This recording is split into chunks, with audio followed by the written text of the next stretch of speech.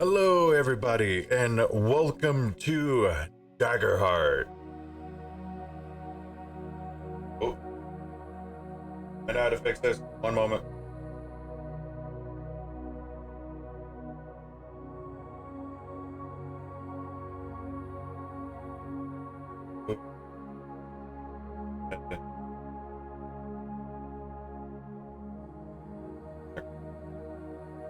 There we go.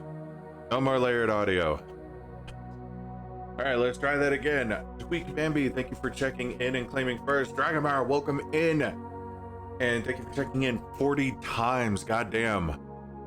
We're gonna try this intro one more time. Hello, everybody, and welcome to Daggerheart. Today we are joined by some of my new friendos here as we play through the quick start mission, the Sablewood Messengers. This system is created by Critical Role, and we will be using pre-made characters, but that does not mean that these characters are static. Instead, our players will be making the story as we go. Just because you see the game up on our stream today doesn't mean that this is your experience. This is just their experience for today. Twig Bambi, thank you for checking in. Welcome in. Leave your coat at the door. You will never be needing it again because you are never leaving. All right, so I'm going to undeafen in Discord, and we will go ahead and meet our party. If they can stop spamming me with dice. Oh my god. Hello, everybody. Can you hear me? Yes, Hello. we can. Yep. Yes. All right. So again, thank you so much for joining my game today. This helps me out greatly. So I would like to go through introducing our players. So we are going to go in order. Everyone knows me. I am the wonderful professional GM Maulerant. First is, of course, the show thing in order. Whoever wants to go first. Who wants to go first? I'll go first. Hello, my name is Thunder Nate, but everyone can call me Nate. Everyone calls me Nate.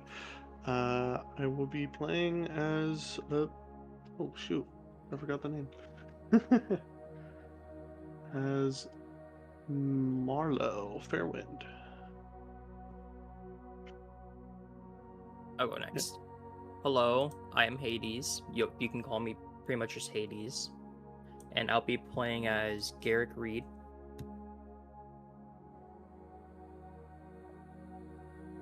Hello, everybody. My name is Darby Blast, or just simply Darby. I will be playing Barnacle the Underborn. Hello, everyone. My name is Magnus Jinx, and I'm here today playing Kari Nyx, the Guardian. Very nice, very nice. So as I was telling everyone, this group is very new to Daggerheart, and this is a learn with us stream. So it is okay to stumble, it is okay to ask questions. I am here to help, as well as, kind of figure things out with you guys. So normally, Daggerheart would be played in a, pen and pencil tabletop situation. We are using Foundry Virtual Tabletop today. Kitty Fangs VT, thank you for coming by. So I'm going to follow the quick start as close as I can, but feel free to roleplay, insert things into the story. The sky's the limit. The limit is your imagination and how much you would like to take part in the story. So to start with, Marlowe Fairwind, the right-hand sorcerer of King Emerus. You have gathered your most trusted allies to carry an important package to Hush, a small village within the ancient forest of Sablewood. The crate is large, heavy, and sealed with magic, addressed to the Whitefire Arcanist. You've been given a map and a carriage and the promise of reward upon your arrival. It is now time to introduce the people that you brought with you, but first, let's get a little bit more familiar with Marlowe. Why do you think the king trusted you more than anyone else to deliver this package? Well, I think the way that the king trusted me, well, I guess the reason why the king trusted me was probably because, I was only the few mages here and I was probably the most competent. Everyone else was kind of on the either the egotistical side or just didn't want to volunteer.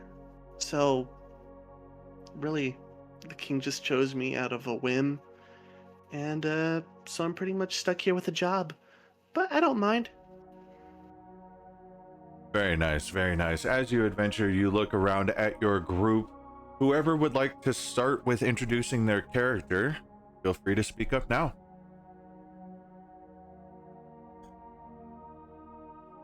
Eric will be. I'm assuming we're in a cart.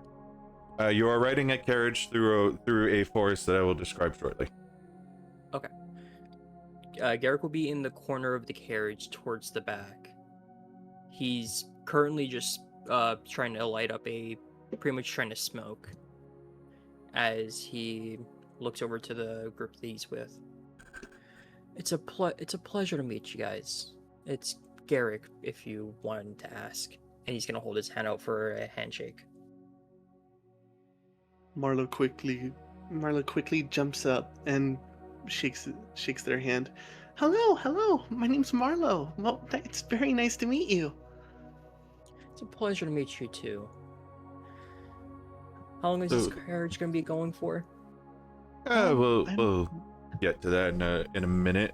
Sorry, that was a roleplay thing. My bad. I've already stepped over lines. Whoopsies. No problem. I'm not entirely sure how this carriage will go. It purely depends on if the carriage breaks down, which it sometimes does. But fortunately, I can fix these to an extent. But hopefully, we should be there maybe around 3 days. 3 days. That's gonna be a little bit, but I can hold out for a while. As he's gonna, the freshly lit cigarette he had, he's gonna take a quick puff before he puts out. I need to save these since I'm running low. All right. As you take your puff of your cigarette before you put it out, I have a question for you as a character. So you and Marlo had met previously. What has Marlo asked of you that made this mission difficult to say yes to?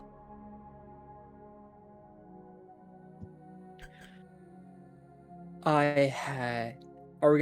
we explaining this in character or is this over the table? Either or. You can either choose to roleplay it amongst yourselves, or you can just tell me. Okay. He's gonna put his freshly put out cigarette back in his pouch before he looks over at Marlo.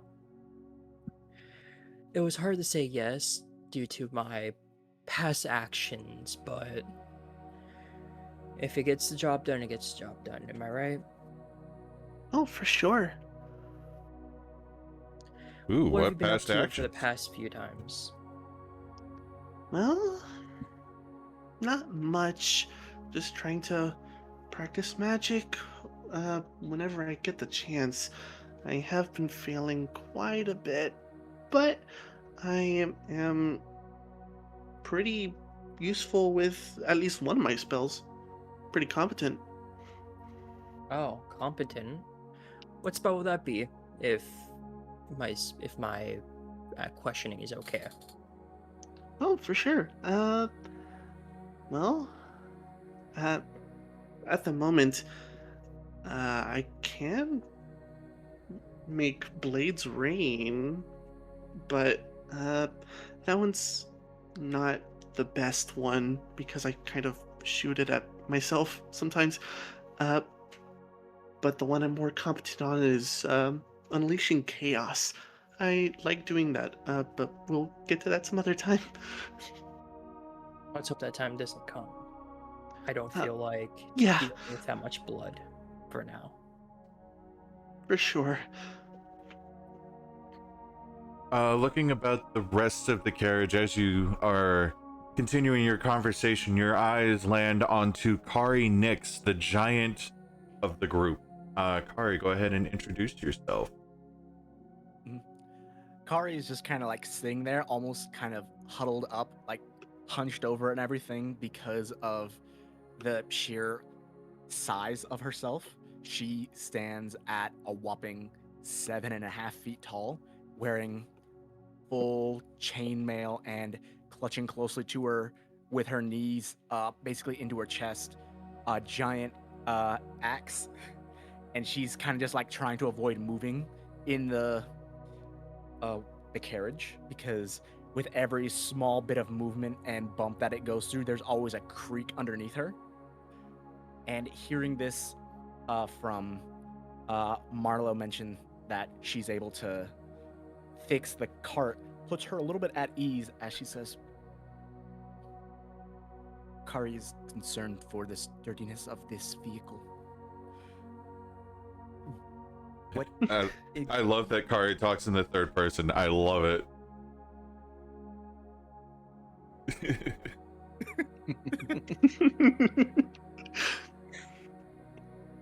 I'm gonna assume your name is Kari. As he's like looking over at this behemoth that's right at the other side of him. Yes. Kari Nix. Kari is the smallest of giants among the family, and Kari hopes to prove herself by being good protector. How fast is the chart going, real quick? Cart's maybe going at like 5 to 8 miles an hour. Pretty healthy click, so- but it's kind of a rough ride over well-worn but dirt roads. Oh, it's pretty much like walking speed. Yeah. Got it. I'm gonna. Alright, I'll do this in character. I'm gonna assume you can't move around due to your size, so I'll be walking out the side. I'll be walking on the side of the cart for now. So he's gonna hop off the cart and begin walking beside it. Okay. So Kari, well- question for you. Your community calls the Sablewood something else. What was their name for it and why? The Sable Woods that we're going through right now. Yeah.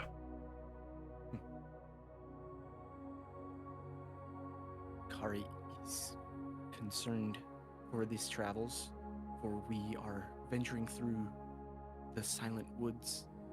For family informed Kari that if the woods ever seem to be too quiet, there is danger lurking about.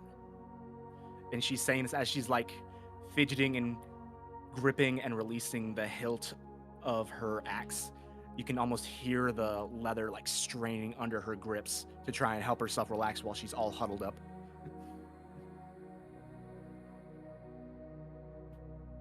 Very nice. Kari, Very nice. Kari, you can relax. It doesn't look very frightening out here.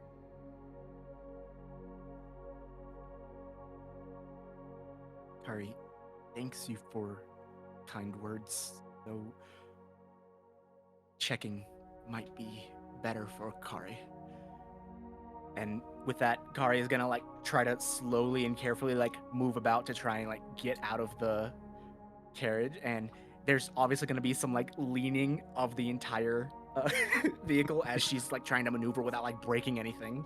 All right. Almost like trying to be very cautious and careful with it, because there's been some instances in the past where even though she's considered the smallest of her family at just only 7.5 feet tall, it has still caused a lot of problems when that's not considered the smallest size among the other races.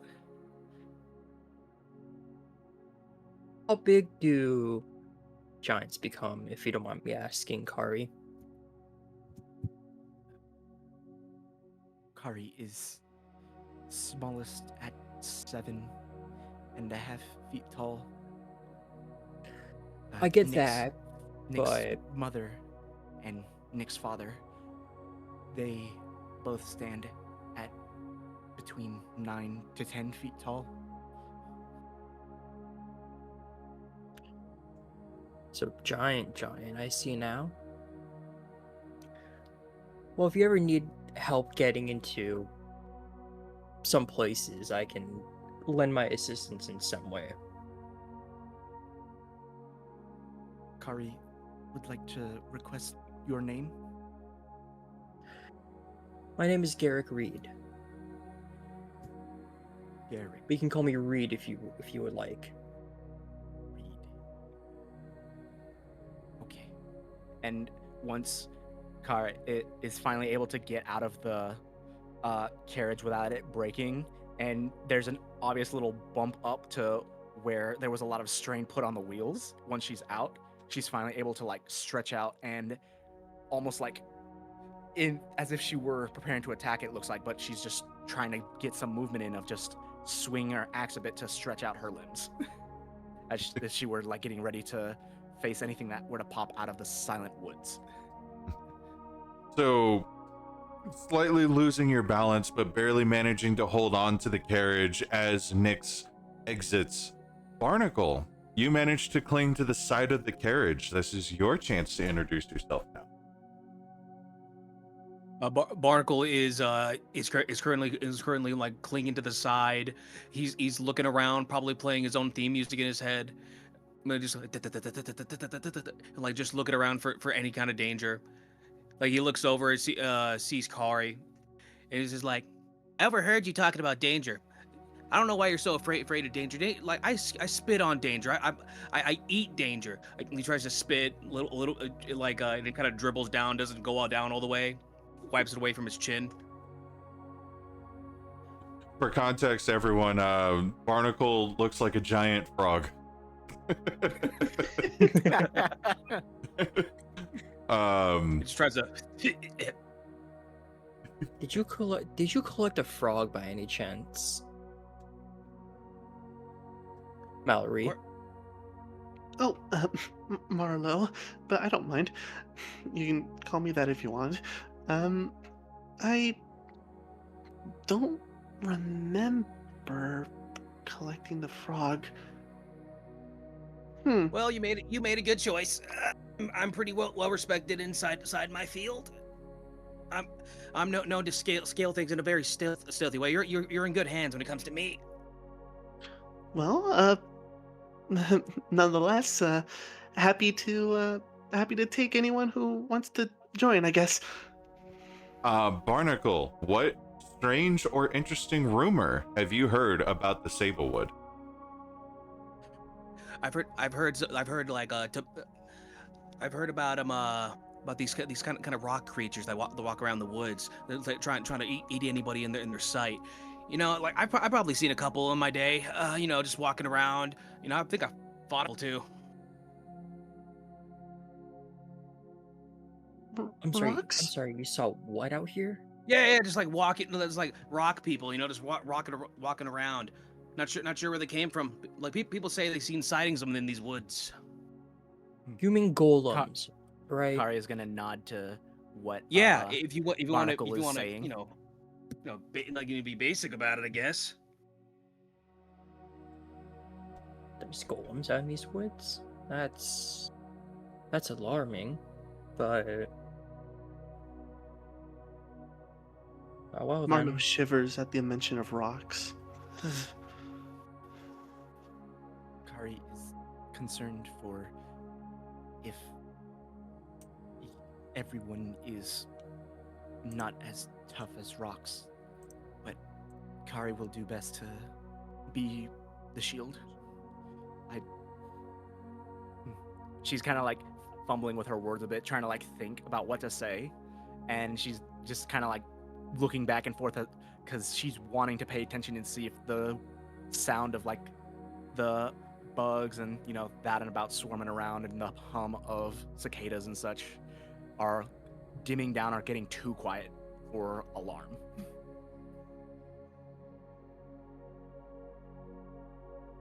Well, All right. thank you, Kari.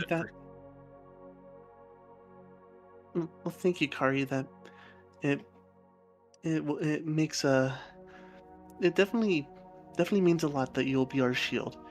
But if worse comes to worse, we shall be the swords for your shield.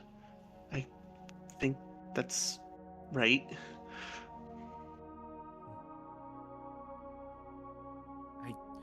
Kari does not use sword, but axe.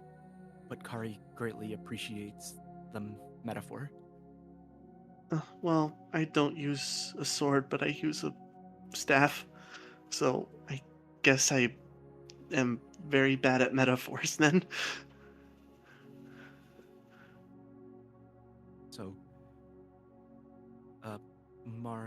Marlowe is a caster. Yes, that's correct. More of a sorcerer, but yes. Okay. Kari's interested in what else everyone is capable of doing. I'm more of a good. I was gonna say Garrick is pretty much like holding his he's having his sword around his arms, and his sword's pretty much around his like on the back of his neck as he's walking about in the forest or beside the cart. Mm.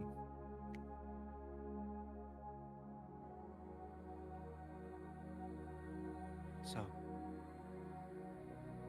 Reed is the one Marlowe was talking about for sword to shield, if Kari is correct. I don't know where you're getting a shield from, but as you can see, I don't really carry one because I kind of find them irritating. Kari doesn't really say anything to when Reed mentions like where shield is coming from, but to better emphasize with her own actions instead of the words, she kind of just like hits her chest a bit to let the sound of the heavy chainmail that she's wearing rattle a bit to show that she is the shield in question. Oh, I'm not talking about you. You haven't done anything to piss me off yet, but I do not like physical shields. They are distracting and irritating. Kari understands. So now that we have had a warm introduction with our players and you have all had a chance to look at your character sheets, again, pressing C on your keyboard will bring it up. Let's talk about how we roll in Daggerheart. I'll give you the basics and we'll learn more as we go. First, it's a 2d12 system called the duality dice. These decide which, when you roll them, they are going to be two separate colors which represent hope and fear. Whenever I have you do something in the story that is dangerous or could result in consequences, I'll probably ask you to make an action roll.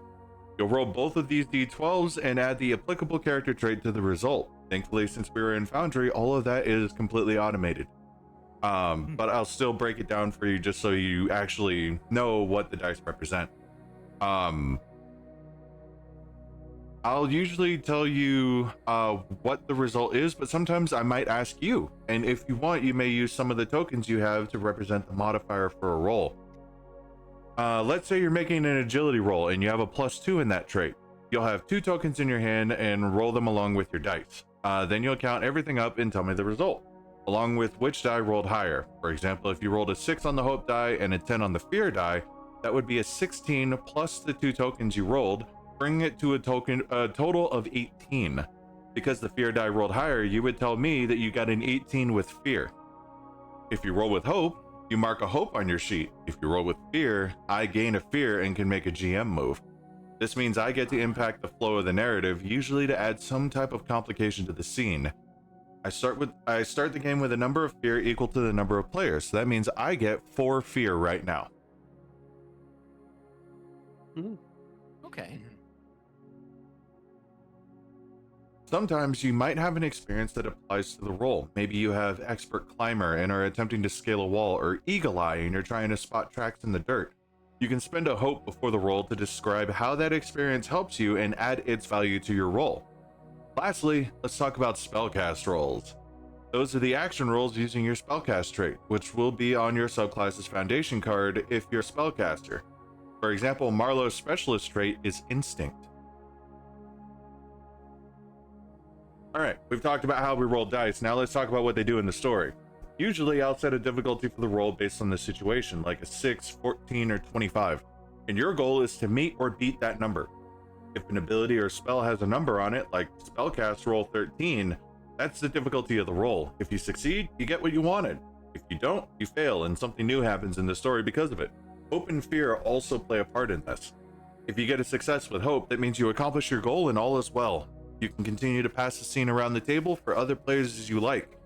A success with fear means you do it, but there's a consequence or a complication. So I gain a fear and can make what we call a GM move. This just means that I'll change the story in some way. You might have to mark a stress, adversaries might attack, the environment might change, or you might only get part of what you wanted. The move I make will always aim to push the story we're telling forward in an exciting way. If you're rolling a failure with hope, you don't get what you wanted, but things don't go as badly as they could. I'll make a move that matches the narrative, and then I'll turn things back to the rest of the table. Now, if you roll a failure with fear, the situation goes very badly. I gain a fear and make a move that raises the stakes to highlight the consequences. Saving the best for last, if you ever roll 2 of the same number, no matter what that number is, it is a critical success in Daggerheart. You get what you wanted and a little extra. You get to mark a hope, and you can also clear a stress, if you have one. If it is an attack roll, you add the maximum your damage dice could roll as a modifier to your damage roll.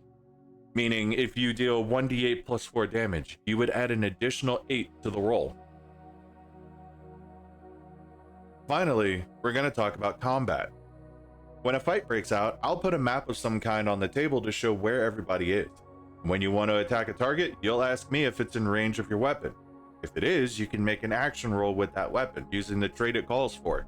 This is called an attack roll. If you succeed against the target, you'll then make a damage roll.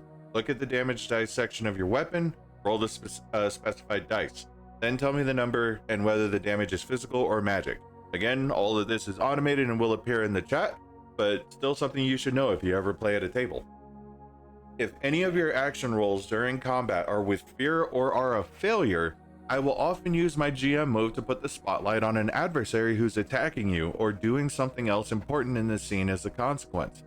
Additionally, I have the opportunity to spend fear after that happens to shift the spotlight to an additional adversary or make another GM move.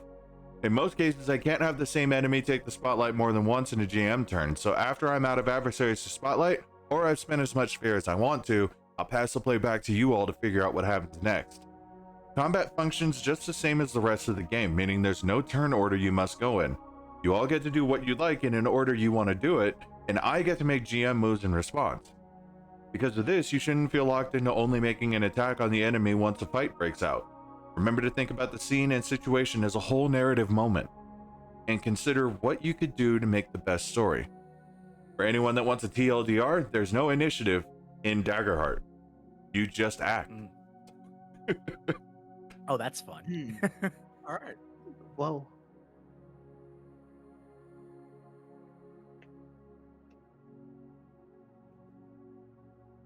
All right, so while I prepare the next scene, if you guys would like to talk more in the cart, feel free.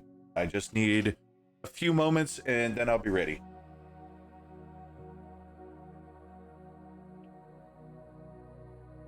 Let me go ahead and look at the names again so I can remember how to say them, because I have to keep them up to remind myself. One thing you can do in bottom Foundry left. is that there is a player list in the bottom left corner that has the player names as well as their characters, so you can reference that if you'd like. Oh, that is very handy. All right. So, Kari is gonna look at Marlo. If I'm remembering correctly, Marlo is the one that got us all here together for this mission, if I'm correct. And Kari is going to look at Marlo and be like, Marlo? Kari is curious, what task are we expecting to accomplish while on these travels? If I remember correctly, it is to bring something from the king to an. So Marlo, you know that you have been tasked with transporting a magically sealed crate that is locked away in the carriage. That's what it was. To the Whitefire Arcanist. You don't know what's in the carriage though. So I have to bring a magic crate to someone that the king wanted me to bring it to. I'm not sure what's inside, but it shouldn't. As long as the king wants me to do it, and it's important to him, it's important to me. You think you blow a gasket if we looked inside? Kari like just kind of stares at that being said and just slowly blinks her one eye and just is just shocked by the idea of just opening it, and it's very evident on her face, just like that's not even something she considered. Kari is unsure if that is wise, though Kari would be lying if she wasn't curious. If it was Well, I'm curious trapped, too. if it was trapped, we shouldn't probably open that then. But No said.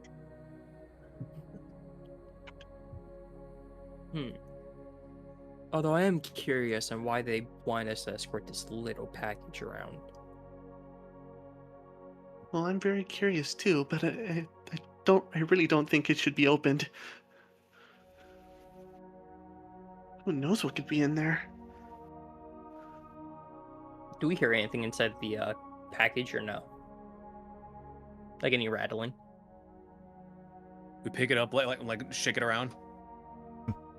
It is actually too heavy for you to lift on your own.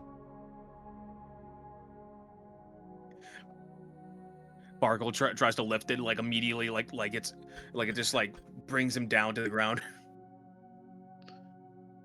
Oh, Did you have fun with that? I don't think. It looks a little bit heavier than it looks. All right, Why? I will be right back. I'm going to refill my water, but feel free to keep role playing. This is fun. Alrighty. Please help me. My fingers are trapped underneath. Oh, hold on. Kari's gonna try and like get back into the the carriage, and it's gonna cause it to like kind of like tilt a little bit while she's like trying to get in there and also like reach and like to help lift up the heavy box. So I feel like that's making this a whole lot more difficult. Yeah, but to say, like, what side is it leaning towards? It's gonna be leaning to the left. Okay, I'm just gonna be sliding to the left with the box on my towards- finger. I'm gonna try my best to like keep I'm on the right as I'm seeing the cart slowly being lifted, so I'm like pushing it down as hard as I can. Does that have the opposite Let effect? Kari know when your fingers are free, as she's like trying to like help with lifting it up with one hand while the other is just like out of the cart trying to like keep herself from like falling or tipping over to fall completely on the carriage. He slides it out. His fingers just kind of pulsate from having it like that shit slam on his fingers. Oh, Did we jeez, learn are you our okay? lesson? Did we Yeah, learn our no, yeah. lesson? He blows on it. Oh yeah, no. I was just testing it, making sure it was all good. It's very hefty, you know. It's all good. It's all good. Yeah, I bet. Jeez. Kari's gonna go ahead and start making her way out of the carriage again so that she can keep walking to avoid any more damages that could potentially risk the transport of the carriage itself. Maybe you should be walking in the front of the carriage. Kari So that you- understands. And before you even get to like finish that, Kari just starts walking to the front of the carriage. Well, I guess we'll just keep this wagon rolling. And while she's up there, she's just gonna start like heading the horses pulling the carriage, and she's just gonna be silently saying to herself, "Tiny horse, tiny horse."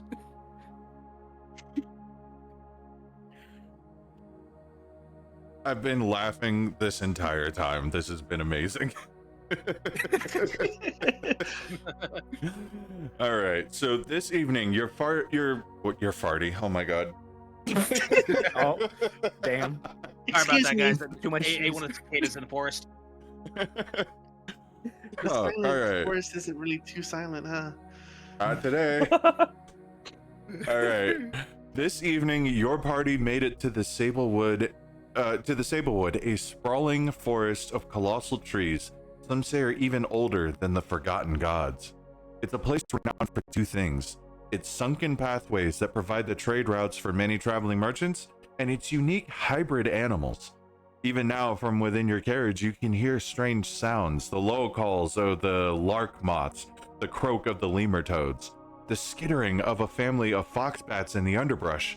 One of you is driving the carriage. Who is it?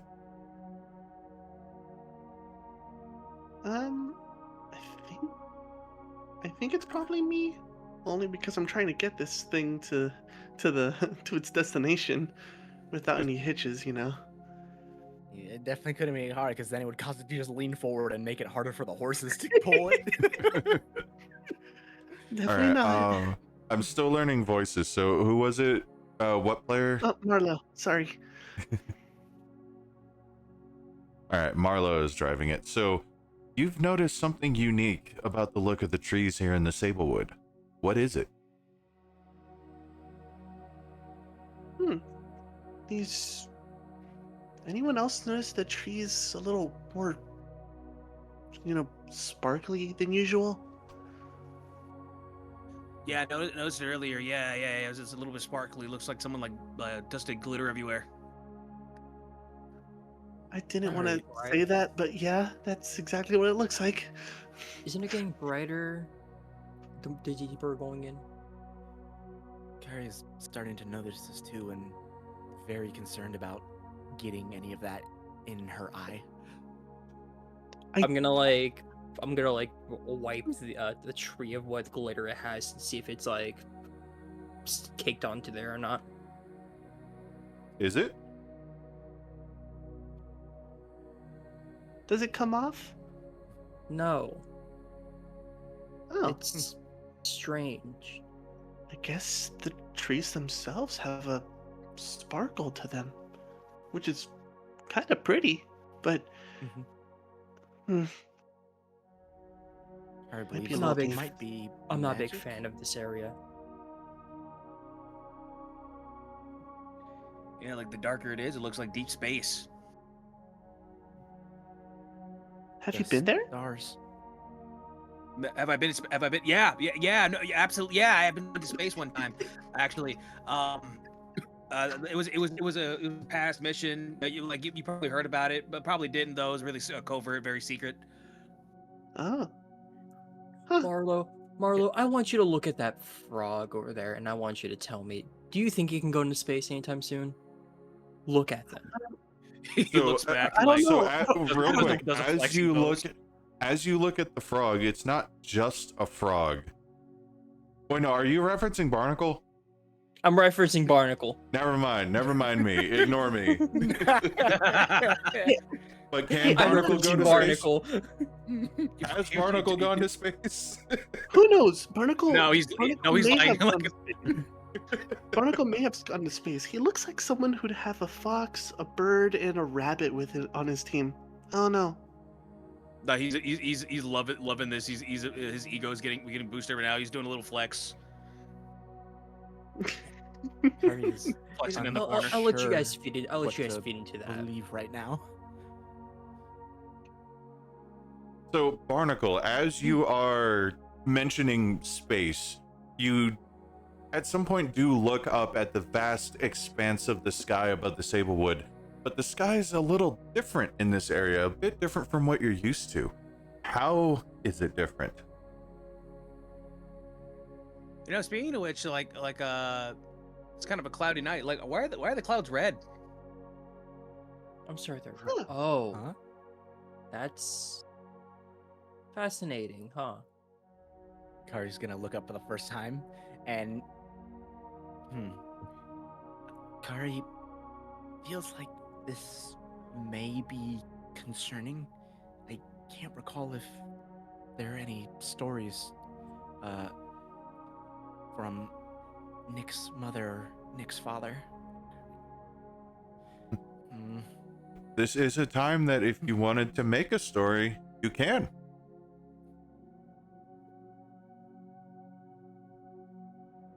if Kari can recall correctly, with the tales of the Silent Forest, if once the trees start to seem as though they're stealing the stars of the night sky, it could almost feel like the world is almost not real. But Kari doesn't fully understand what that means. I'll tell you what it means. This is a trippy forest.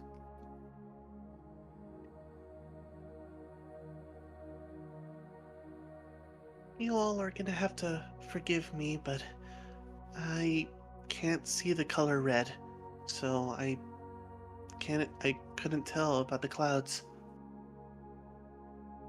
Oh, you can't see the color red? That's correct. I can't see the color red. Okay, well, it's the opposite of green. You mean blue? What? Well, I think green is kind of a close color to blue. I don't think it's an opposite. Kari's curious, what color do you see up in the sky for the clouds? It looks like normal clouds, the gray. Are clouds normally gray here? Unless we're in a populated area, but seeing that we're in the middle of a forest, they're supposed to be white. White. Oh, that must mean they have a color to them. Well, the more you know, I guess. Kari is curious, what color is the blood inside of you then? Is it not? Oh, Do you see that as gray as well? I'm not sure. I don't remember the last time I bled. After all, I've lived inside the castle's town most of my life. I've never really gone out, or actually, I think this is my first time out. Oh, why did the king choose me? I don't even know what I'm doing here. You can Why is it relax. only now hitting me? You can relax. I have somewhat of an idea on the kind of area we're in. It just doesn't seem normal. Well, I guess. I guess that makes me feel a little better, but. You do bring up a good question. What color is my blood? Well, Kari hopes that if the time of combat comes, there's no dire answer to that.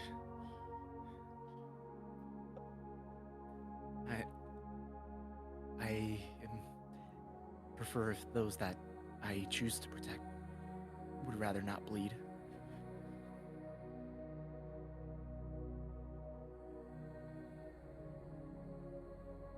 So as your carriage pulls through the sparkling Sablewood forest, the overcast red sky slightly darkening as time passes, your steed pulls the carriage around a tight corner, one wheel coming off the ground for but a moment, and you see an overturned merchant cart lying sideways on the path before you, blocking your way.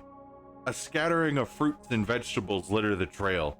From around the side of the carriage steps a Strix wolf, a large creature with the body of a wolf and the face of an owl, and large wings adorning its back. It finishes chewing its meal, the hand of the dead merchant, as it stares at you, curious, trying to judge whether you're friend or foe. Then you see, following clumsily behind, two small pups watching their mother cautiously. From within, the rest of you feel your carriage come to a stop. What would you like to do? The moment Kari's eyes lock on to the sight of the creature in front of her eating uh, a person that she can assume is the owner of the cart that is topped over, Kari just just automatically falls back into what she has been taught and trained for the years that she had lived in the mountains with her giant clan, and she almost without even breathing a moment of hesitation just rushes towards the creature, preparing to swing. Okay. Oh, I see. We are fighting, I guess. Hate to do this, but Wait, I guess we maybe have to. we can communicate with it? I'm just suggesting. Communicate with that thing. I don't know. I've talked to my pet, but I guess this isn't really a pet now, is it? If I you mean, want I can give it a communicate. shot. You know, like I am technically an animal in some sorts. Like we're kind of, animals and us. Me, we're kind of like this. He like crosses his fingers. Well, I have a quick question. Yeah. How does the rolling for combat work in the system? You tell me what you would like to do, and then I tell you which rolls to make, and you roll with the duality dice. Ah, okay. There is no initiative, so you would just tell me what you would like to do, and I can decide to burn fear to mess with you. Okay. So I was looking at some of my features and all that such, and one of them I see says unstoppable. And how I'm interpreting that is basically once Kari sets her mind to something, she is in motion, and unless it is something extreme, she is going to complete what she has for a task on her mind, because she is very straightforward with this. So It's almost like a flip of a switch, like from how she seemed very timid and all that, of like preparing for this, since this is her first encounter of actual combat outside of training. She has chose to just forego any second thought and just rely on what she's been taught to do. all right. So great read into your abilities. Unstoppable also has it is a class feature, which you can read more on. If you click the name on your character sheet, it will expand it, but I will read it out for you. Once per long rest, you can become unstoppable. You gain an unstoppable die. At level 1, your unstoppable die is a d4. Place it on your character sheet in the space provided, which should be the d4 icon next to it, starting with the 1 value facing up. After you make a damage roll that deals 1 or more hit points to a target, increase the unstoppable die value by 1. When the die's value would exceed its maximum value, or when the scene ends, remove the die and drop out of unstoppable. At level 5, it becomes a d6. While unstoppable, you get the following benefits. You reduce the severity of physical damage by 1 threshold, because there's HP, but there is also thresholds to dictate if you take damage instead of armor classes. You add the current value of the unstoppable die to your damage roll, and you cannot be restrained or vulnerable. Oh, that is a lot for just one ability. Dang. Yep. Yeah. Very simplified character sheets. So Kari, as you jump out of the cart and you start to approach the Strix, we are going to do the first roll of the game. The Strix Wolf is wary of your movements. Let's make our first roll to see how she reacts. This will be using your presence trait. So you roll your duality dice and add your presence. In Foundry, you can just click the presence stat and it will handle the roll for you. Okay. Yep. So I'm looking at the duality roll, and I got the D12 set for hope and fear. Do I have any experiences for this, since it's mentioned I've got your back for a +2, or not afraid of anything? That is up to you. They are just general titles. We didn't put any type of description to them. So if you wanted to channel an experience, you would say, I'm using insert title of it, and you would role play a situation from your past that gave you this experience. So not afraid of anything, you would talk about a monumental battle you were in charge of where the morale was broken, but you stood your ground. So if you wanted to do not afraid of anything, you would just tell me something along those lines. And if I agree to it, then you can do your roll with your plus your duality dice, plus the bonus from your experience. Okay. Then what I would like to refer back to then to see if I can get the experience of not afraid of anything, I would like to call back to a younger and much smaller, only 5 feet tall, Kari, because obviously that's small for her and her clan. She is almost struggling to stand, trying to train and go up against her mentor, who is teaching her how to wield her large battle axe that she has been gripping in the carriage, and almost as if like struggling to stand back up and swing again at him. She can recall him constantly telling her to never give yourself a moment to think about what you're doing.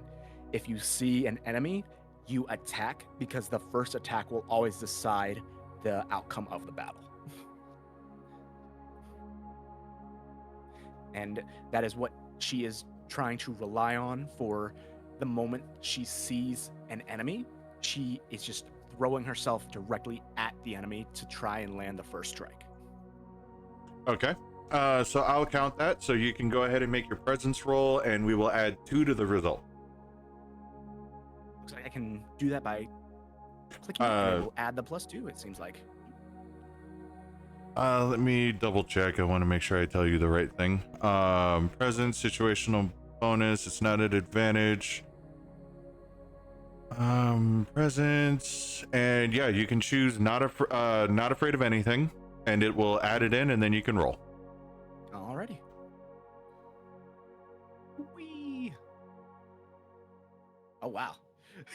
That's a 10 with fear. No, that's actually a 14 with fear because of the pluses. Yep, that is a 14 with fear.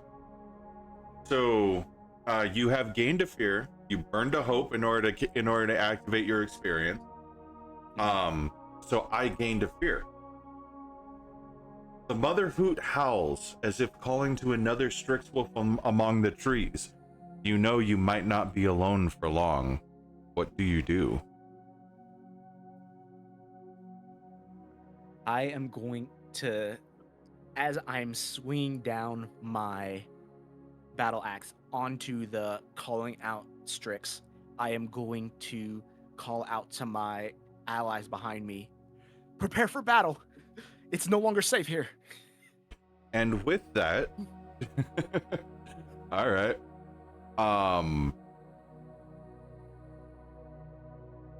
Yeah. Reed So is we've going gone to- slightly off script, but now I'm going to set up a map for you. I hope you're ready for this. Oh boy. Oh, All right. We get ourselves into it. I can assure you we're not. Oh, what? Camera controls. Mike's still loading. It's loading for me. We can move Give me around. a sec. Oh. Oh, Ooh, this is 3D. Oh boy. Wait, what? oh, Loading no. 3D canvas? Oh. Oh. I'm Oh. so Yeah, I don't mess around with my tables. I can't to see anything. I'm so worried. There we go. Now it's on. Ooh. How do I get rid of this display? If the display's stuck, then just do a Shift F5 to refresh, and it will build itself.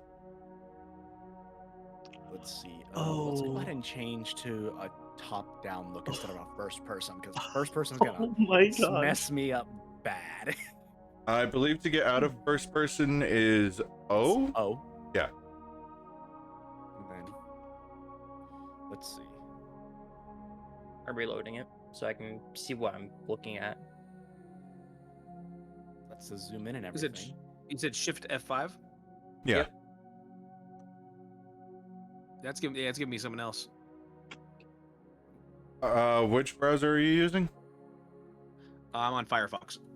Okay. I'm not familiar with the full reload, so just go ahead and press the refresh button. Please don't kick me out. All right, good. We're good.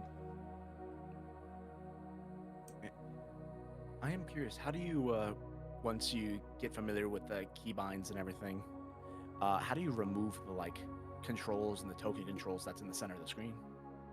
It should have gone away automatically. If it hasn't, that's when you refresh. Okay. And you said it was Control F5? Shift F5. If you're on a Chromium-based browser, then it's Shift F5. Oh, I'm on Firefox as well. Yep. So just do a Just refresh. close out. Eventually, it'll go away. Okay, yeah, there it is.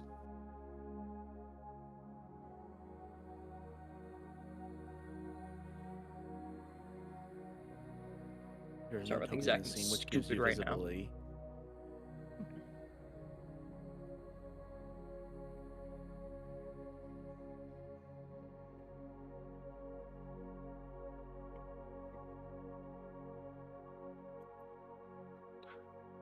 I am I see the very cart. sorry for my for my loading of my bad laptop. It seems. It's all right. If it's too much of a pain, then I can switch us to a 2D real quick. No, I think I just had to refresh.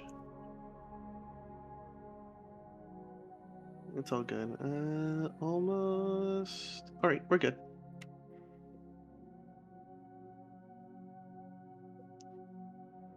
There we go.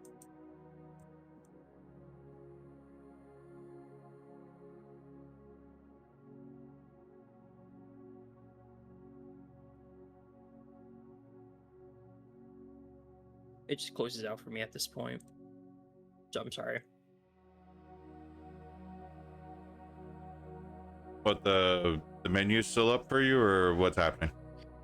Oh no, whenever I'm trying to move around my camera and everything, but it just closes out at times, like the entire thing.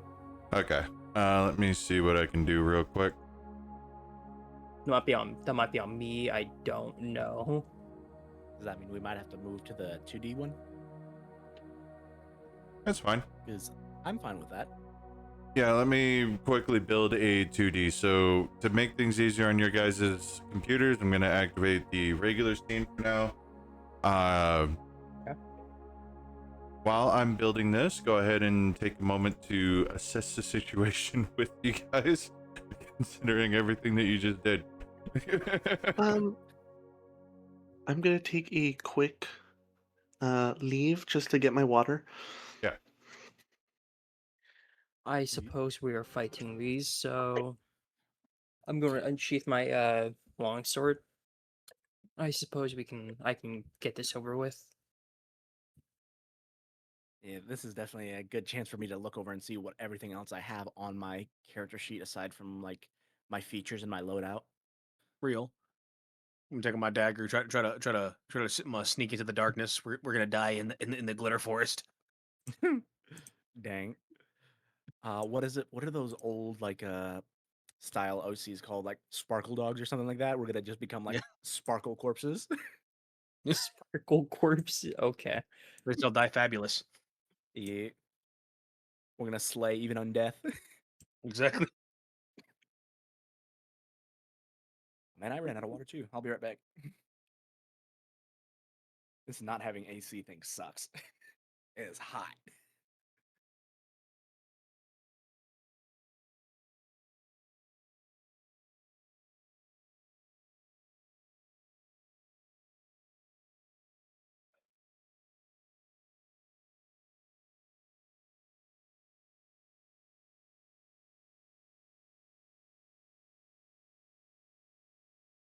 I did want to bring one thing up on my character sheet. It says I have zero hit points. points and 0 strays.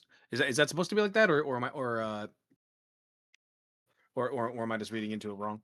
No, you mark hit points as you take damage. Okay, Oh, okay, okay. okay.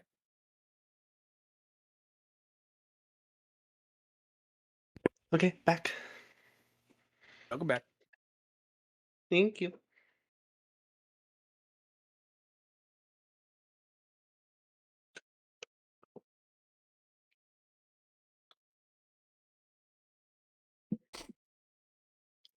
Okay, and I have finished the 2D, so activating that.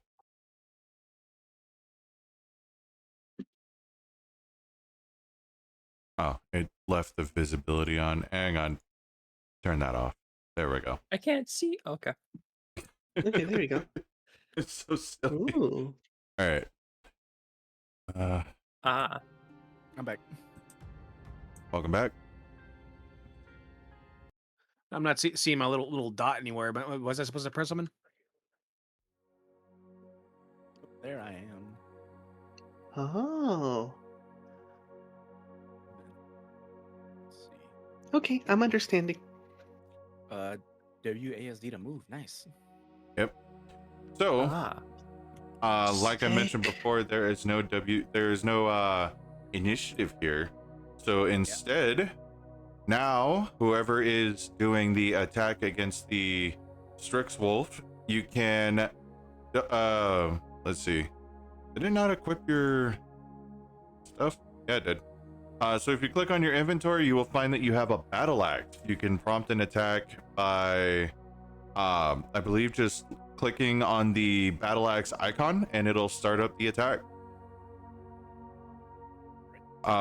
Make sure that you are targeting the Strix Wolf by mousing over it and pressing T.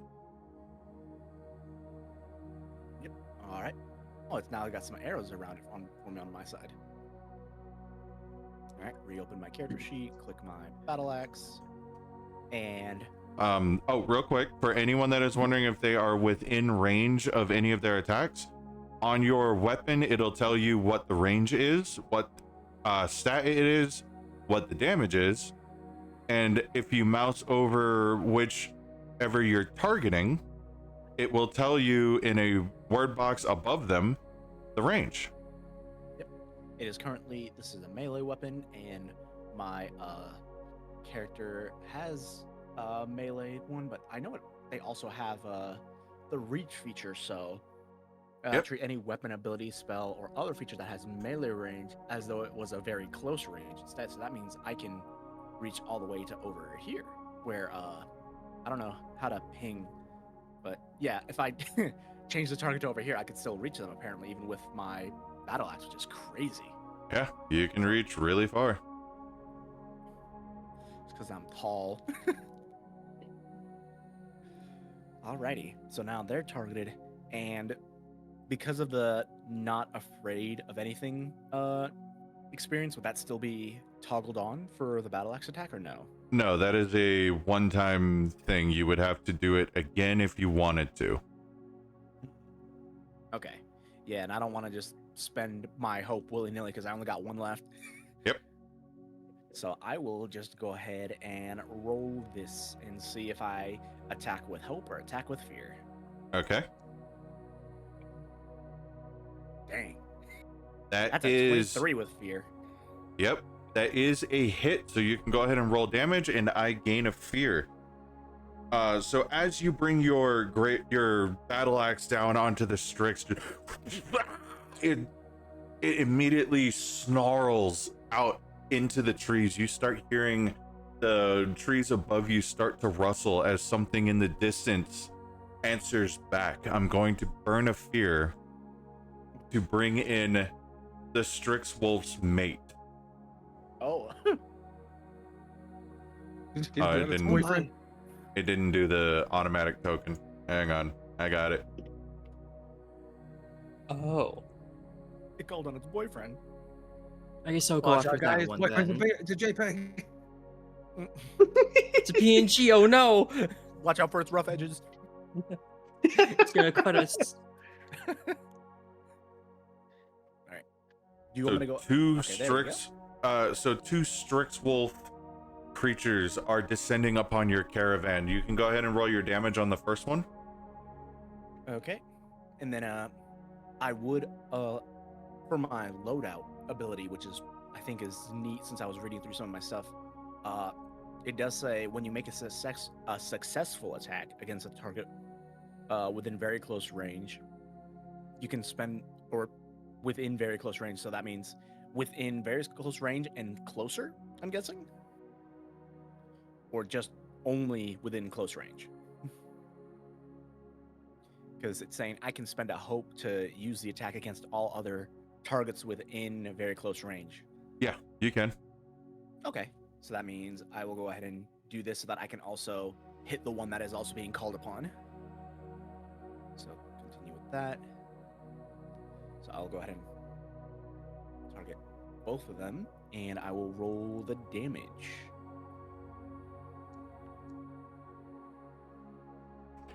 So that is 7. Its threshold is... Did it not do it? One moment. That is just below severe, which deals 1 tick of health damage. Nice. All right. We're What using it- is everyone else doing? Or is there anything using else one. you would like to do? Would that also be damage towards the second one as well? Because of the whirlwind ability? Yep. Okay, so they both took the tick. Sweet. Because I wasn't sure if I needed to roll a separate roll for them. No, I'll apply it to both. Alright, So sweet. anyone else is free to act. Feel free to speak up. Is my We're feature using it- cloaked? Does that require hope, or is that just something I can just do? Whirlwind spent a hope. Oh no, like is the feature for cloaked? Is that do I have to spend a hope or? Cloaked, I believe that's Barnacle. Let me open Barnacle's sheet. 2.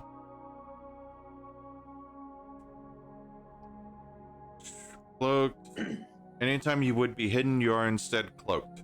In addition to the benefits of the hidden condition, while cloaked, you remain unseen if you are stationary when an adversary moves to where they would normally see you.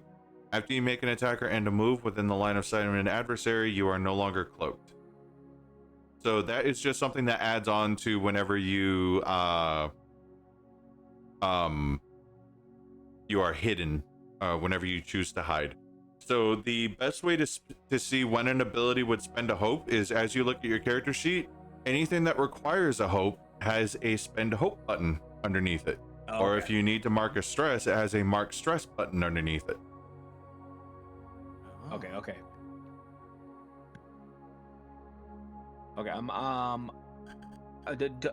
Does I'm gonna try to go ahead and try to hide and try to get an ambush on the mate. Okay, so in order to hide, you would do...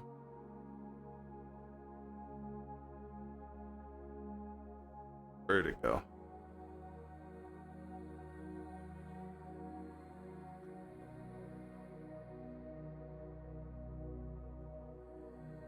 Oh, excuse me.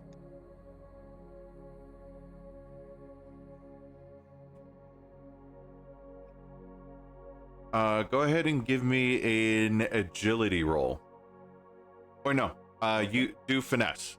Do a finesse roll. Right. Yeah, finesse has hide in it.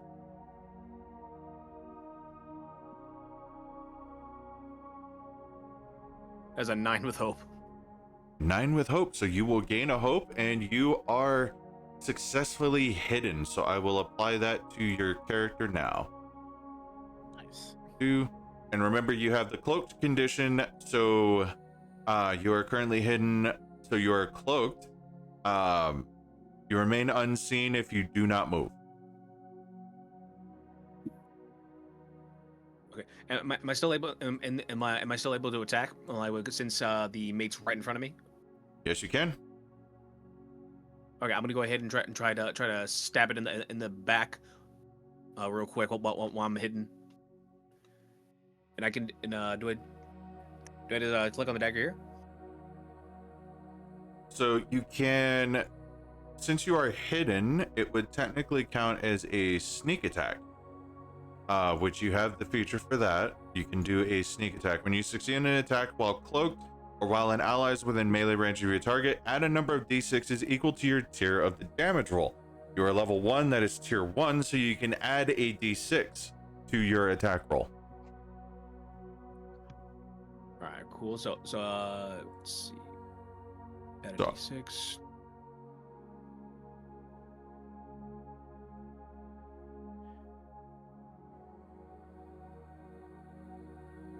Just put that under like advantage because I'm trying to put the d6 here.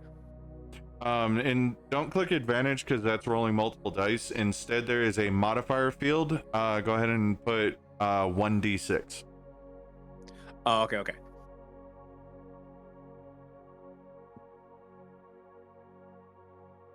Ah, okay. I see here.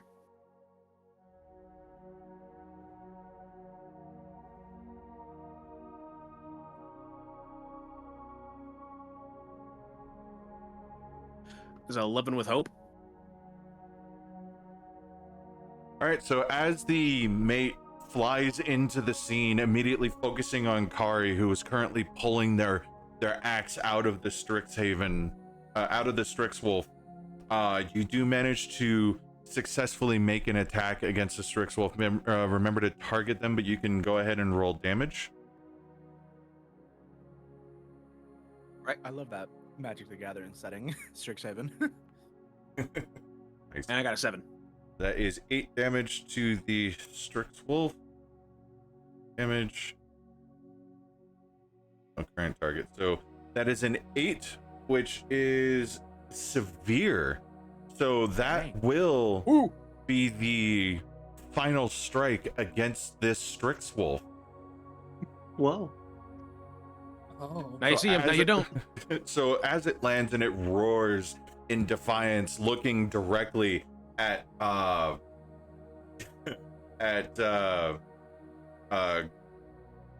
my god, my brain, at Kari next, you sink your dagger into something tender.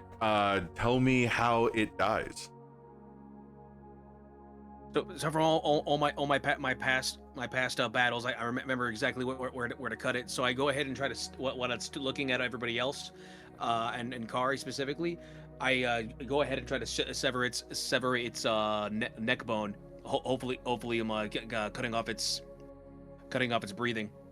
So as you sink your dagger into where you think its neck bone is, its body immediately jolts before going limp on the ground, immediately dead. Seeing its mate perish, the other Strixwolf you see a complete distraught sadness over its owl face. Its eyes immediately seem to lose their light. It picks up its pups onto its back, and taking one last look at Kari, you can swear this thing is vowing some type of revenge as it flies off into the trees above. In response to this thing, like, kind of just giving me that glare, as it's turning its back, I want to try and get one more good swing on it to not only have it remember what happened here, but also carry another form of damage to it. So this is going to be aiming towards like the backside of it. And I don't know if that's going to where exactly they put the pups on them, but I don't know if they might get caught in the crossfire or not. Okay, go ahead and make an We're attack. gonna see. All right, target this and battle axe. And would this be with advantage since they're turning their back to me and running away?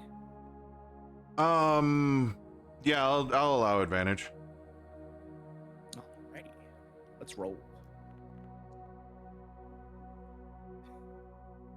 That is a 10, 10 with with fear, and that fear. hits. I'm That giving you so does much hit. fear. Yes, you are. All right, time to roll that damage.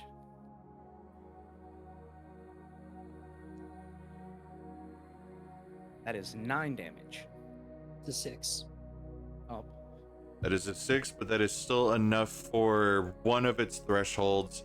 You do manage to leave this lasting wound. It's blue blood leaking from its body into the grass at your feet as it flies away. You can tell that you've made one hell of an enemy in the Sablewood Forest today. So with that, let's see here.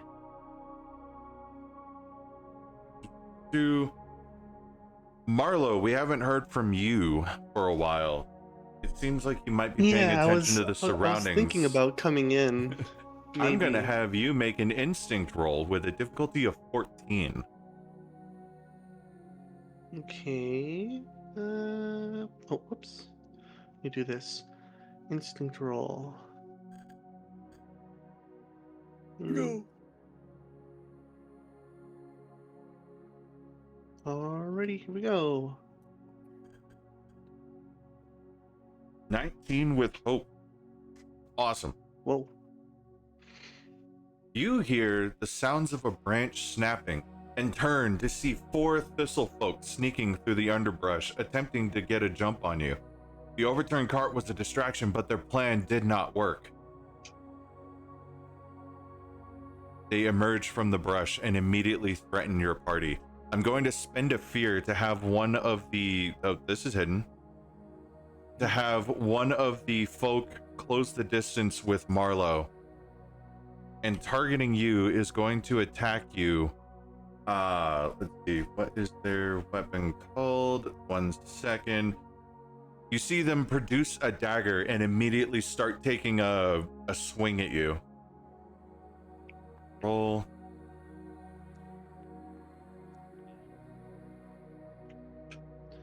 That is a 10, which compared to your... Where is it? Against your evasion, it meets it, which means it beats it. You take a hit. The thistle folk covering such a fast distance, jumping at you. Barnacle, you see that they resemble something close to your race. Marlo, you can barely react before you find a dagger in your side. It is at this point that you realize that your blood comes out pink. So they roll an 8 for the damage, checking your what is it called? Your thresholds. Being as how an 8 is between a minor and a major, which are 7 and 14, you take a minor wound, which is 1 HP.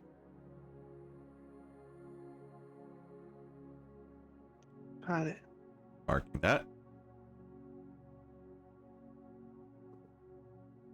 Oh, there we go. Oh, I guess it was... No, it messed up. There we go.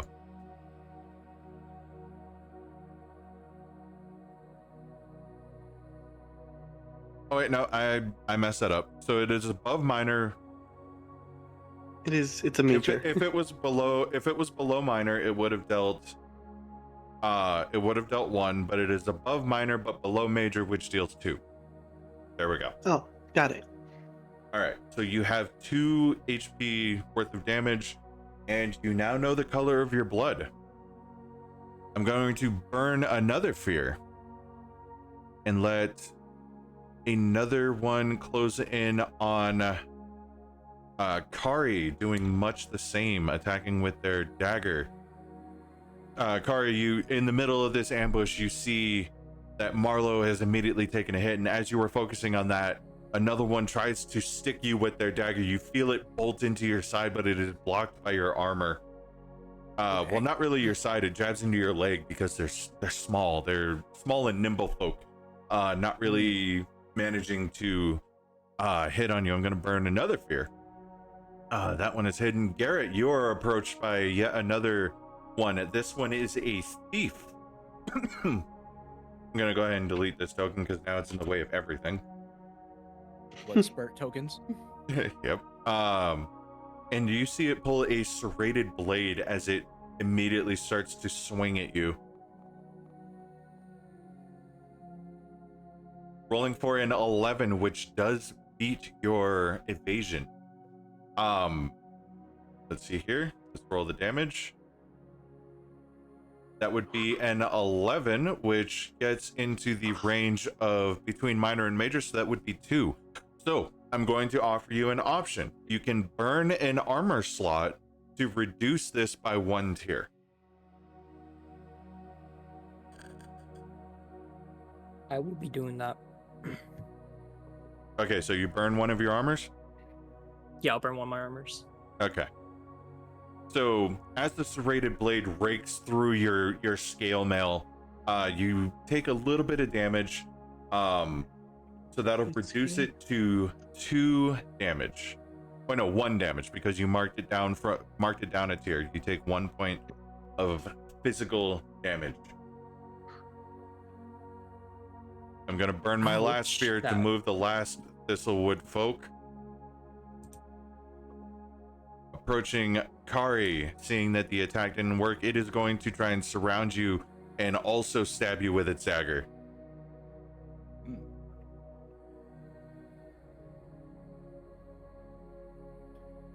Sorry, I'm waiting on my computer to catch up. You're good. All of these calculations happen on my server, and sometimes it forgets math. From what it's looking like, it Happens. said that that's a 7, which is a miss because my evasion is an 8.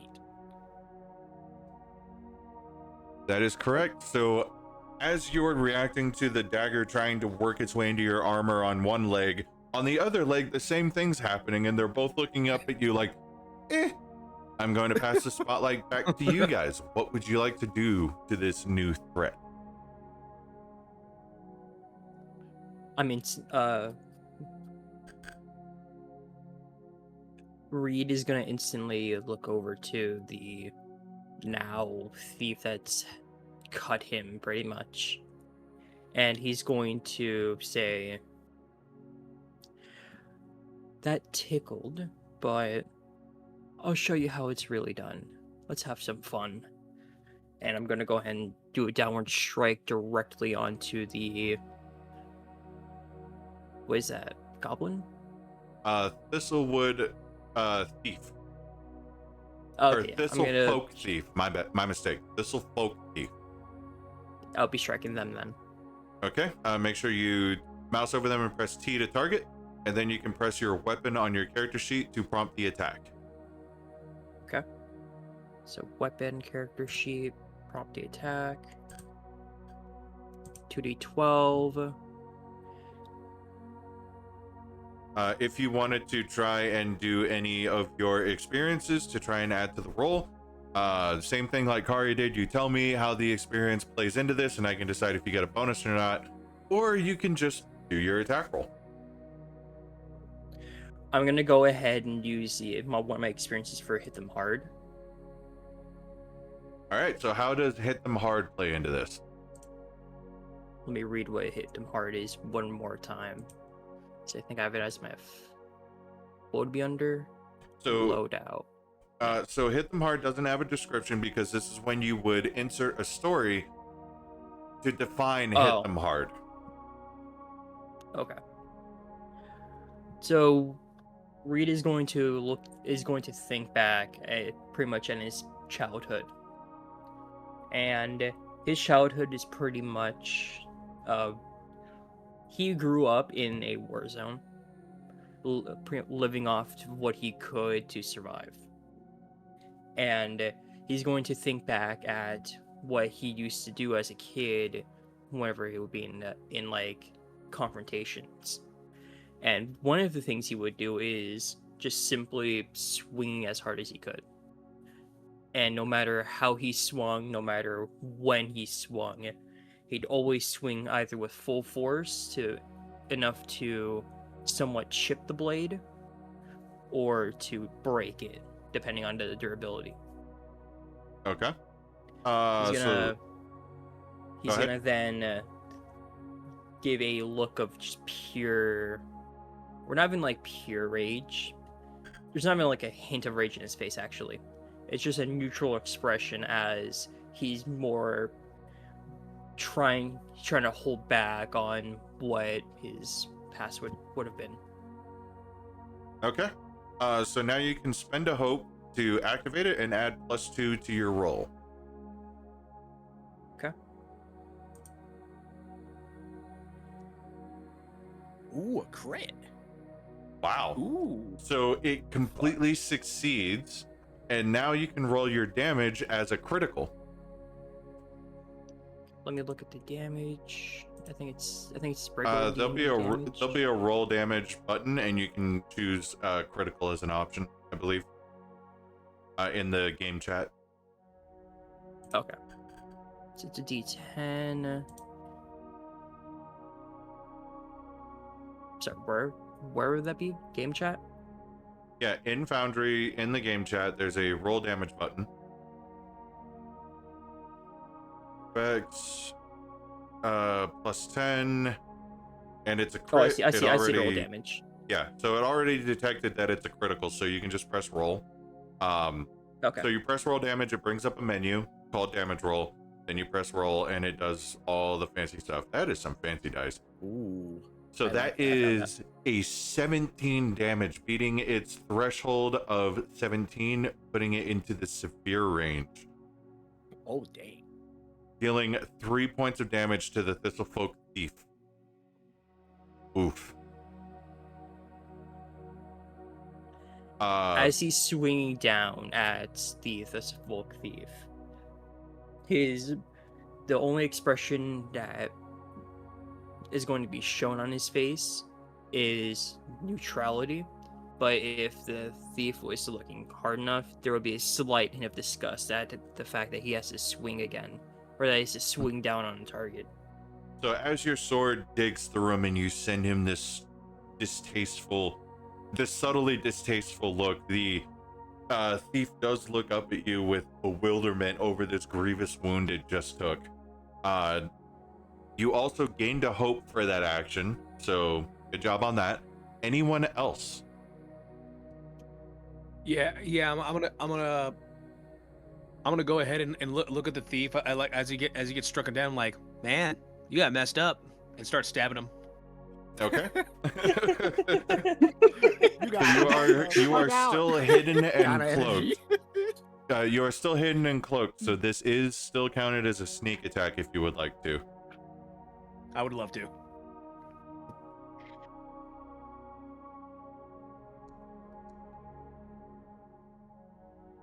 Ooh, That is a 25 with fear. 25 with fear. But that does hit, so you can go ahead and roll your damage. Make sure you're targeting them so that the damage automatically applies. No problem. Oh, no problem. Hold on 1 sec. Make sure I just click them when it is paired. Parrot is just another module malfunctioning. Don't worry about that. You'll know you're targeting it because a colored icon that matches your mouse icon will appear. So like right now they have the purple dot above them. So mouse over and press T and a yellow dot will appear, indicating that you are targeting them. There you go. So you can go ahead and click roll damage. Okay. And add a 1d6 because it's a sneak attack in this case. Yeah. Or since I just basically just like popped over his face. Let's see.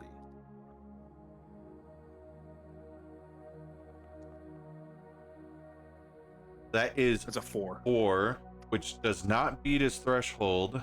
So that deals 1 damage, which is enough to put him down. Go ahead and describe your attack.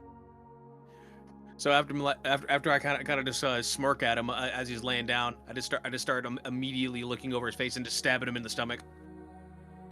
So you finish off this Thistlefolk thief by stabbing him into the stomach, the light fading from his eyes as you disappear once more into the shadows. So one thing to note when it comes to combat encounters, and this is an initiative, you can move your characters out of turn if you wanted to prepare for your action. So feel free to move around, place yourself, plan whatever you would like to do. But that thing is dead. Marlo, we haven't heard your rebuttal just yet. What would you like to do? Yeah, I'm gonna jump back and I do have a question about the, let's see, the Rain of Blades, because it seems it says all targets within very close range. Does that mean allies as well? Nope, just whoever you declare as a target. Okay. Let's see. Well, it seems like all of these guys are very close. So I guess I'll just get the guy who attacked me. I'll just get the closest guy. Okay. So what you can do to cast your spell is you have you can press random blades on your character sheet and it will cast the spell for you. Mm-hmm. Remembering it's rolling with fear and a spell casting check for if the spell even happens. Oh, wow. And you Alrighty. can go ahead and describe the spell as you cast it.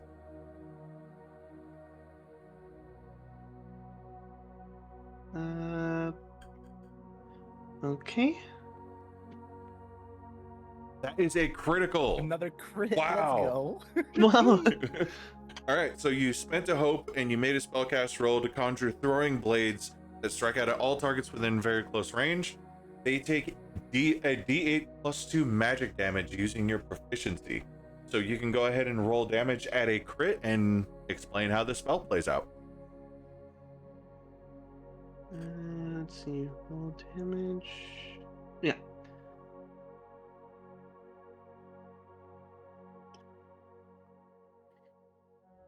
So as I grip the side that was stabbed, I lift up my staff with my other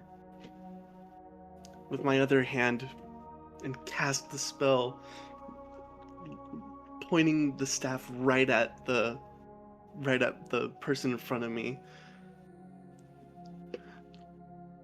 and just shouting. It's like, "You made me bleed, but at least I found out what my color is." And just struck it down. Here we go. So I just found this out myself. That we're learning. So next to the deal damage button is a target button. So when you click it, as you place a template, so that you can target all of these enemies. Anything in this radius can take a hit. So we're gonna go ahead and click Okay. deal Awesome. damage. Deal damage. And deal damage. So all of them took marked 3 health. So as you shout, "You made me bleed," a rain of spectral blades descends from the sky and immediately Reed is going to instantly grab one of the Thurselfolk ambushers, and he's gonna Reed's gonna fall onto his back and have the ambusher be pretty much looking directly at the sky, so the ambusher can take the hits. So you lift the Thistlefolk ambushers into the sky as spectral blades rain down, immediately shearing their bodies to pieces. All of the ambushers are dead.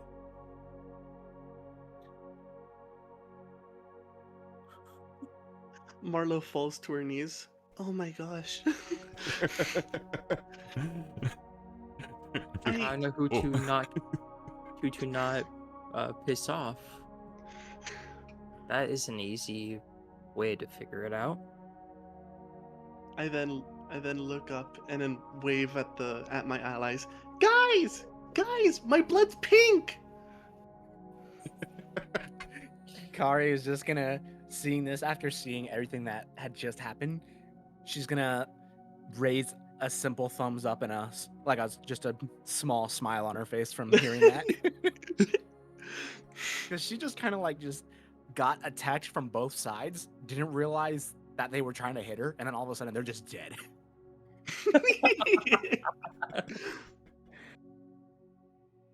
So this combat encounter done, we're gonna go right back to the regular scene.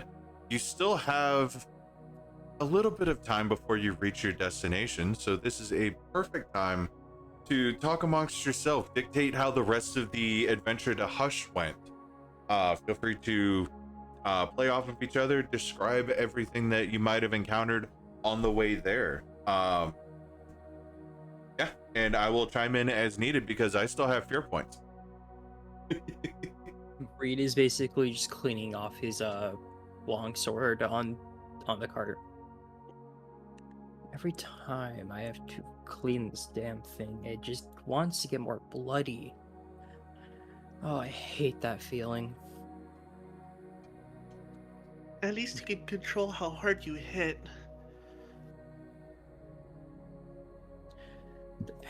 Yeah, I guess I can, but that just depends on my mood. And knowing there were not the best crowd, my mood wasn't really the best. Yeah, I kind of saw that out of the corner of my eye, but I didn't want to, mention it during that time. But at least you're kind of feeling better, I guess.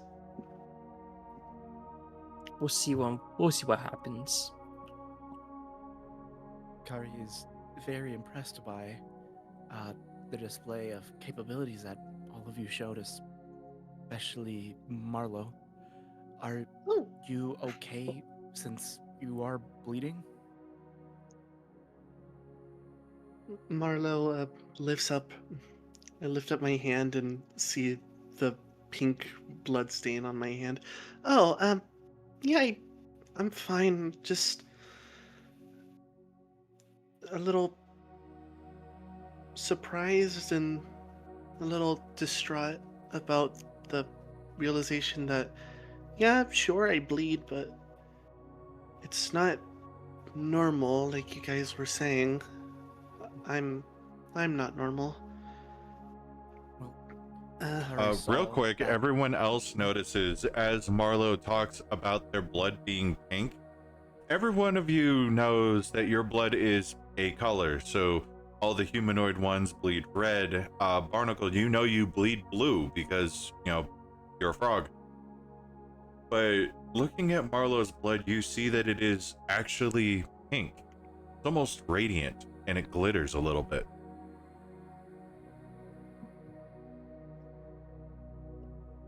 Kari is surprised to see that distinct color from someone's blood. I've seen blue from the Strix beast that we had just fought, and Kari is aware she bleeds red, but never has Kari seen pink before.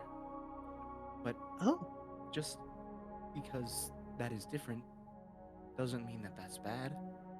And as Kari is saying this, she's going to reach into her her side pouch and hold out a vial of a red healing potion and hold it out towards Marlo.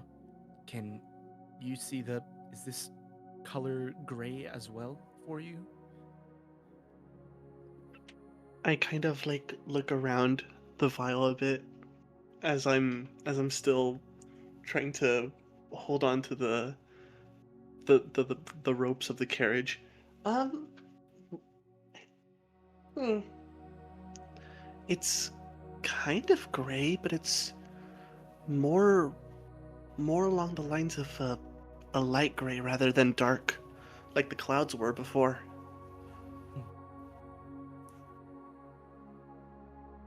Kari feels that you need this more than Kari does, since you're bleeding. Drink this and it should help you feel better.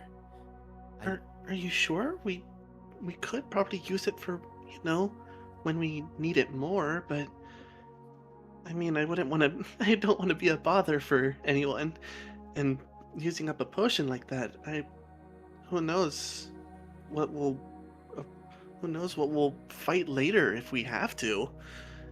I, don't want to be a burden. And I turn back.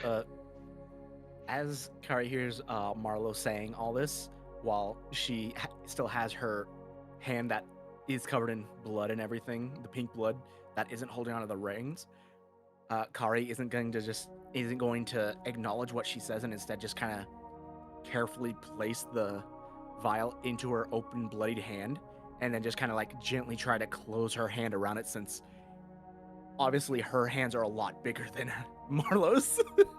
All right. So with that, Marlo, I have moved the minor health potion into your inventory, which you can use by clicking on its icon if you so choose to drink it. I hold the potion in my hand, and I look up at at Kari. I slightly blush and I look away, then decide just Thanks. I open the file and take it. Perfect. So the health potion clears 1d4 health damage. So in the Foundry chat, you can, if you look at near enter message underneath, you will find a bunch of dice icons. You can click the d4 and press roll, and I will heal your wounds. Ooh. Whoa. Okay. So, Hell yeah. all right. So you managed to completely heal. Go ahead and describe how it looks as your wound clears up, how it feels.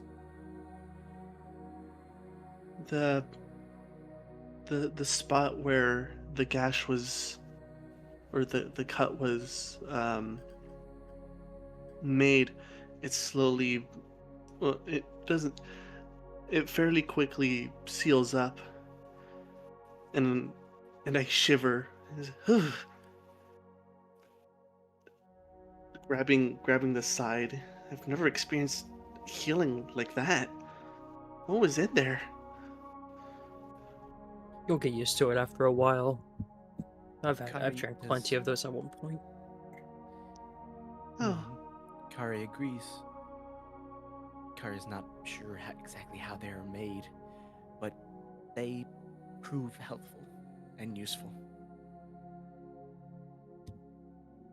well, thank you all for, helping so far. It's, we haven't really known each other that long, but we make a pretty good team, don't we? You could say that. Kari's going As to nod he's- as she's wiping off the blue blood off of her axe. Bargle's gonna crawl out from under one of the thistle folk that got obliterated.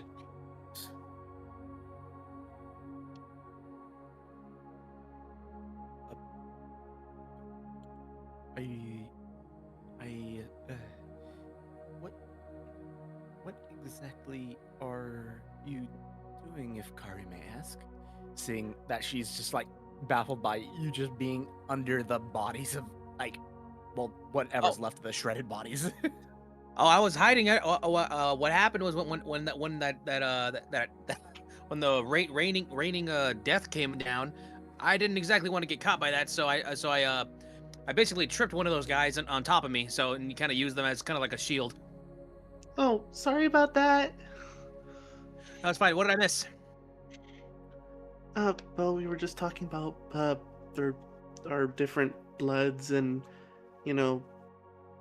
Kari gave me one of her potions, and well, now you're caught up. Yeah. In real life, sorry. There's a spill outside of my room, so I had to go clean it up. Oh no, you're good. No worries. Thanks for integrating in roleplay. That's great.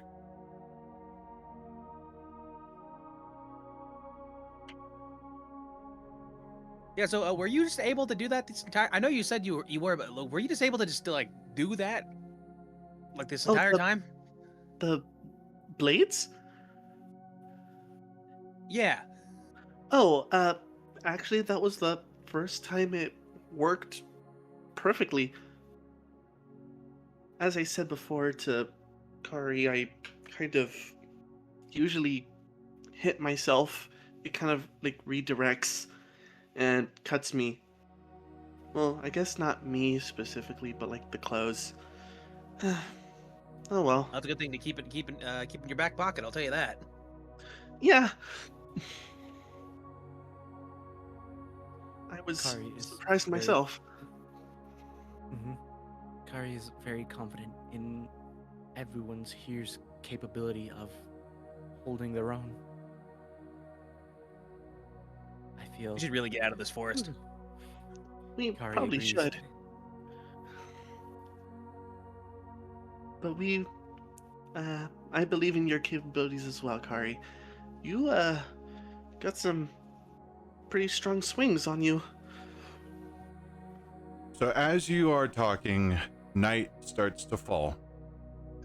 You start to see wondrous stars, an endless sea of them above you, through what you can see of the impossibly tall trees.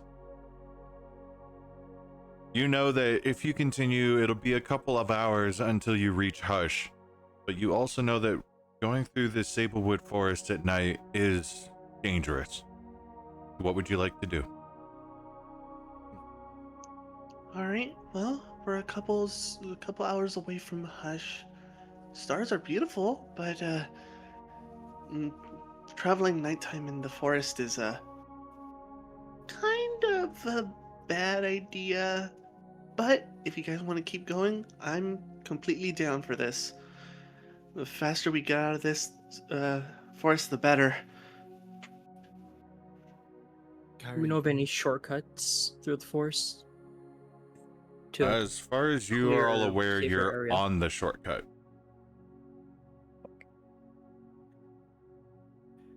Kari believes that though it would make great time to deliver this item to the king, having less visibility when in combat makes things more difficult. So Kari suggests perhaps we should take a rest and have shifts to watch over each other for a certain amount of time as the night goes through to ensure safety. I agree with that. Oh, So we're I'm taking a assuming rest. we're taking a rest. Alrighty. Kari Okay. will Well, take the first shift.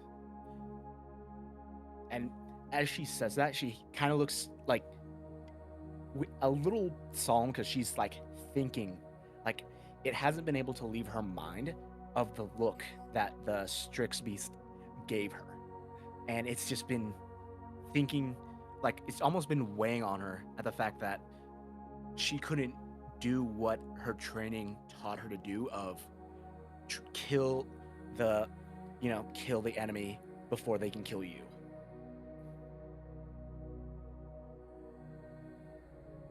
So it's a moment right now that she's kind of almost feeling a bit conflicted on her own capabilities compared to everyone else.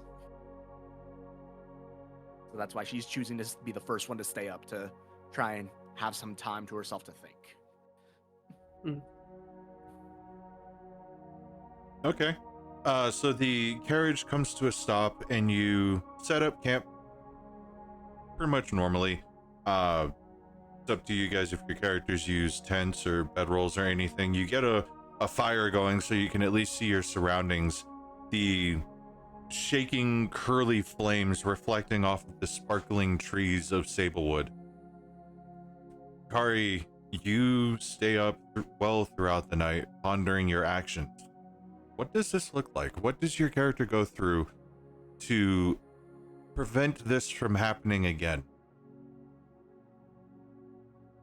As Kari is periodically making rounds around the perimeter that they're staying in, using the light from the flames to help her peer into their surroundings, while she's taking the time to think about the events of the combat that happened, she's kind of just sitting there staring at her axe and at the same time just trying to sharpen it to help with ensuring that the next time she lands a strike, she will damage the opponent to the point that they can't run away.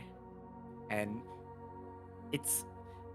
she's not saying much to herself, but internally she is almost like beating herself up and getting angry at herself for not being able to hold herself up to the standards that she has from the teachings that she was taught back in the Giants clan. Because she's, as she's mentioned before, the smallest one, so she had unfortunately had the toxic mentality of believing that because she was the smallest, she was the weakest among them. And these events did not help that mentality.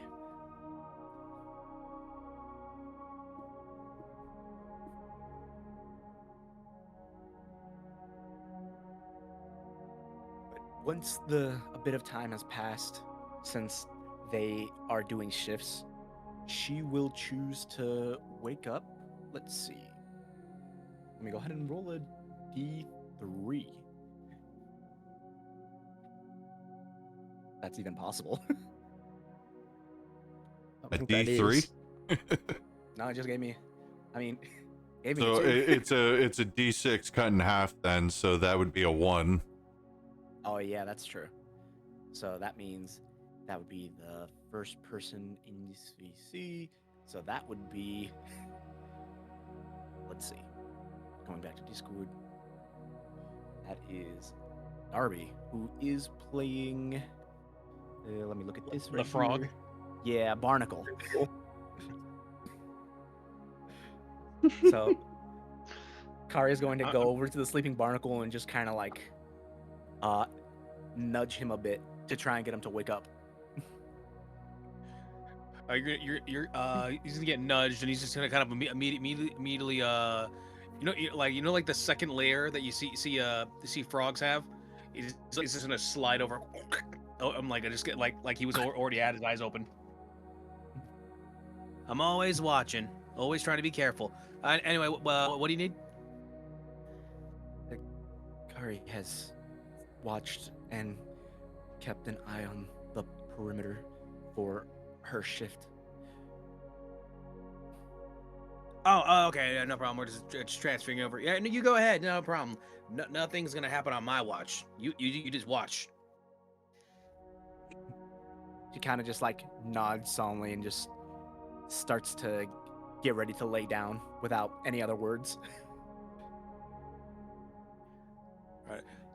Barnacle's gonna go over to Reed. Reed is the one who had the cigarettes, right? Yeah. All right. He's just gonna be like, Reed, can I get one of Oh, the cigarettes? What? Is there something? Is there an issue? Can I bum one of the cigarettes? Yeah, fine, whatever. Yeah. He's gonna like he's half awake, but he's like he's there, but he's like half awake and he's like gonna hand over a cigarette to him. Here. Killer. Here.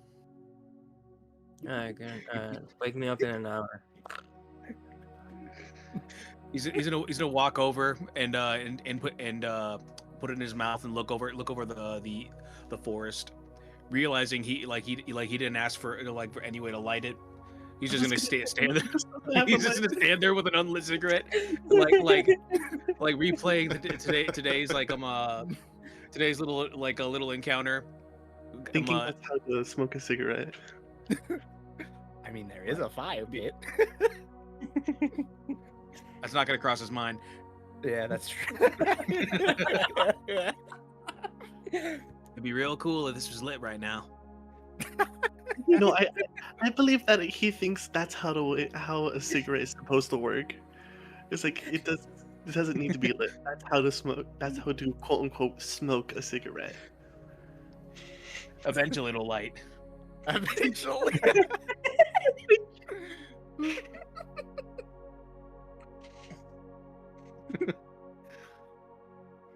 All right. So on your check, Barnacle, I need you to make me an instinct check, please. Sure thing. Real quick, what's your instinct at? 0. Okay. Hey, same. I thought it was at like a -1 for a minute. That would be funny. A 6 with fear. Thank you for the fear token. So, as you stand there with your unlit cigarette, you are a little distracted, pondering, is this really what smoking's all about? This kind of sucks. How do you get the smoke out? When something rustles in a nearby bush, pulling your attention. He's gonna get the stance, use his taunt to kind of flip the cigarette to the other side, and then take out his dagger to kind of slowly walk towards it. All right. As you approach the bush, out comes one of the Strix Wolf pups. Oh fuck. Uh-oh. baby. he's gonna take the cigarette out of his mouth and just like look to the side, like where everyone's sleeping. He's like, baby, it's a baby. As you try to whisper, the pup looks up at you with innocent eyes, and its eyes dart back to the bush and then back to you. It starts to bound around, almost like a playful, like, follow me, as it keeps looking at the bush and back to you. It he's like, you know what? I can handle it. I can handle this. I can handle this. It's all good. And he's just gonna slowly like kind of part the bush open and kind of look what he's trying to show him. As you part the bush, the pup runs through it, and on the other side you see a small clearing, and amidst these sparkling trees and the din of night, you see the body of the Strixwolf mother. Her eyes long since faded, her body long cold, as the pups nuzzle up to her, trying to get her to wake up. I'm gonna silently scream and swallow the cigarette. Oh, oh, oh fuck.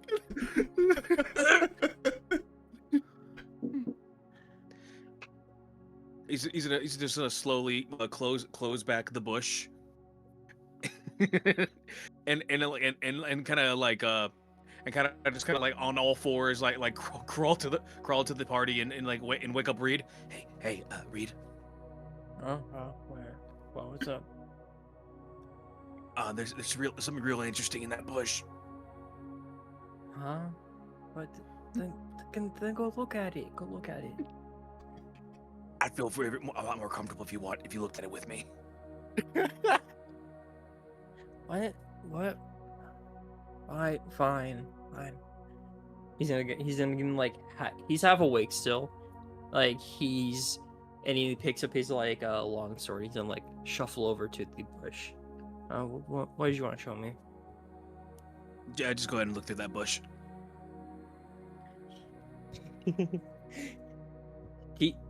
He's still half awake still. He's gonna like part the bush, see the sight, and then he's instantly gonna be like, "What? What?" You both know Did you not from see it? nearby. You both know from nearby bloodstains and disturbed foliage that this creature had tracked you as you rode by with your carriage, but eventually the wounds from battle caught up with the mother, and unfortunately the mother passed away, leaving the pups all by themselves in the middle of this crazed, tormented wilderness of hybrid animals that all prey on each other in this endless cycle of life. How many pups are there?" There are 3. All right. I thought there was 2. Oh fuck. All right. I have some sort of idea. We're gonna collect them. Okay. And how do you feel about raising a pup? How do you feel about raising one of them?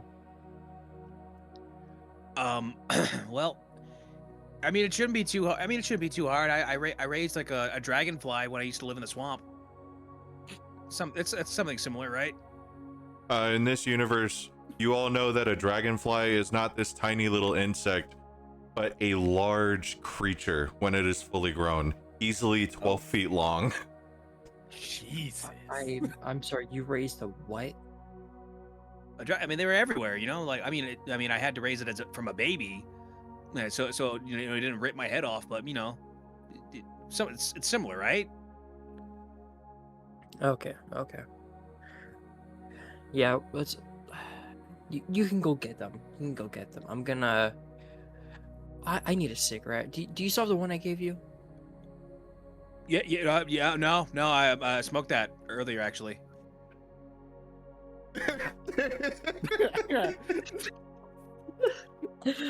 All right. Wait. He's gonna sniff the air a bit.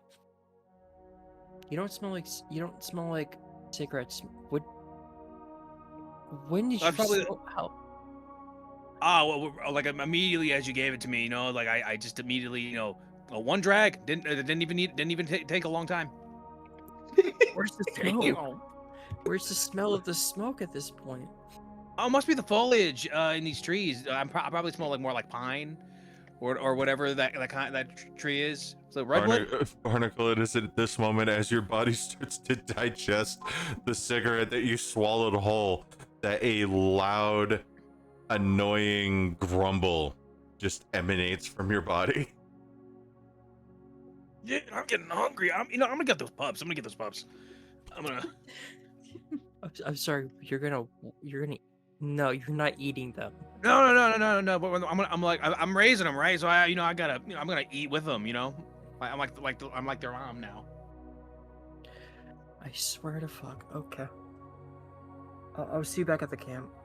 He's gonna then go back to the camp and like sit on one of the logs that's over near the fire, and he's then going to grab one of his own cigarettes.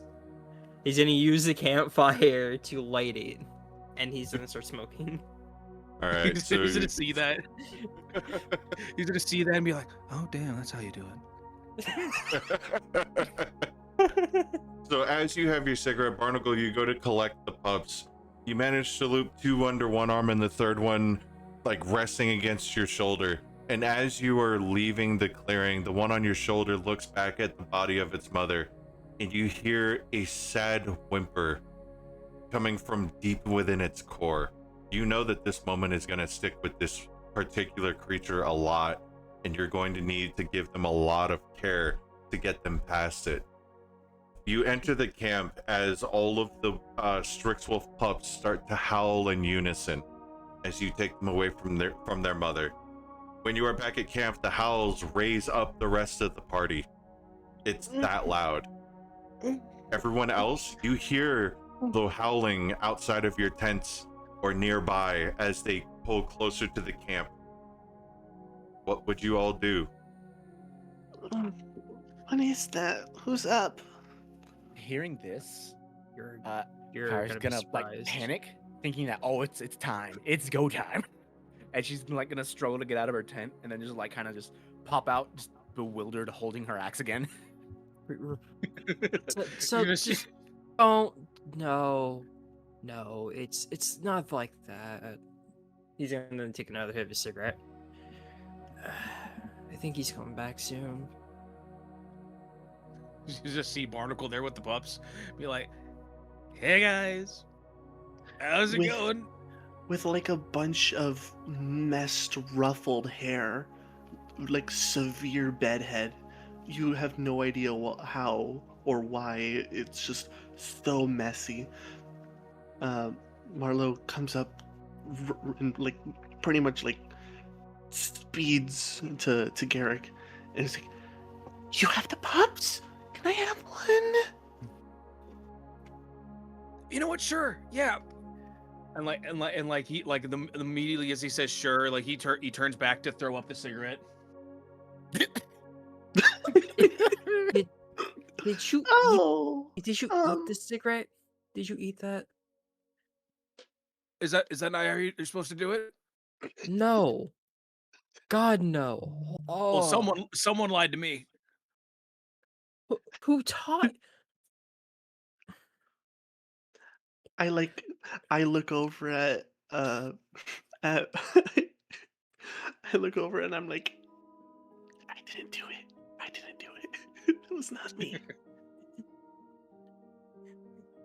Kari is gonna like slowly and cautiously approach Barnacle, who has all the pups on him still, and she's going to ask, almost hesitantly, "Where is the mother?"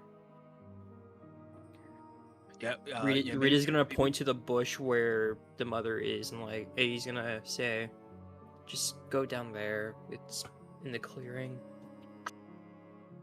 Maybe not the best to say the M word around these guys. The what? Oh, What? The M word. M as in major, M. as in mother. I was Oh, like, God. oh wow. I thought you meant like monster, but sure.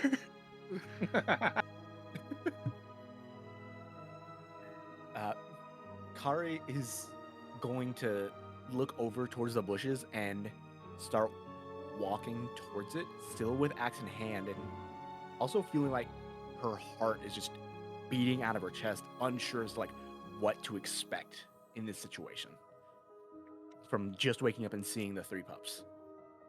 And once she crosses that threshold that the bushes are covering the mother, she just stands there shocked at just the sad sight of the dead Strix mother. So as you look over the body, you see the wounds that you left, but you also see numerous others. You know that this wounded creature not only suffered from your blade, but also from the brutal mercilessness of hunters in the forest, as beasts of hunter creatures easily locked in on this wounded creature, its wounds building up over time as it chased your caravan before its strength finally gave out. But there's not a shard of doubt in your mind that this is your fault. Seeing this and picking up on the signs of the other hunters targeting this beast, and undoubtedly also doing what it could to protect the pups that it had, since it no longer had the other beast with it, Kari just drops her axe and kneels closer to the beast, and feeling the rush of emotions flooding her at the realization that she is the cause for not only the struggle and painful death that this creature went through, but now also for the fact that the pups themselves are now left without the mother, which is probably the reason how they ended up here. She puts herself close to the head of the creature and places her forehead against it and just starts mumbling to herself, saying, Kari, I'm sorry. As she is angry at herself for what has happened now and feels tears flooding her eye. I look over to the bushes and see Kari close to what could be whatever it is. I head over about to ask what's wrong, but as soon as I notice what this big silhouette is and realize that it's the mother, I rush over and look at what's happening at that moment, and slowly I put my hand on her, on Kari's. I guess the closest thing I am is kind of her thigh, I guess, or on her back, like- I guess. She's kind of like hunched over, kneeling on the ground to get closer to the dead beast. Okay, Because, so I guess her back. yeah. I put my hand on her back and slowly start to rub her back. Hey, And you doing okay? feeling the touch of on her back, like of what she can assume is like her one of her party members trying to comfort her, it causes her to jump slightly. And once she looks up from the beast, no longer mumbling the obvious streaks on her face from the tears, she kind of just looks back down at the dead Strix beast and tries to wipe away at what like mess she's made of herself on her face and just silently just nods. Obviously I l- not wanting to talk at all at this point. I look up at her and just nod. Oh. I I jump and uh try my best to wrap my arms around her, trying to hug and comfort her. So as this happens, we're going to move the spotlight back to the rest of the party as you all address the conundrum of what to do about the pup.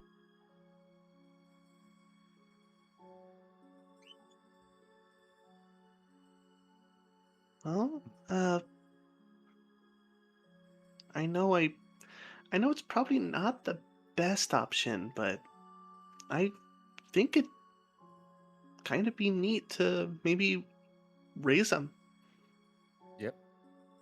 I can definitely agree with that, and seeing the possibilities that can come from this of probably like there being some potential personal growth from not only Kikari but also everyone else in trying to do the whole shenanigans of like, oh, what, like a old TV show sitcom of trying to raise 3 little ones, Oh yeah. a bunch of ragtag adventurers.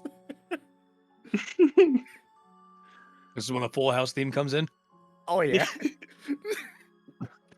I was thinking the montage of like SpongeBob and Patrick taking care of the clam.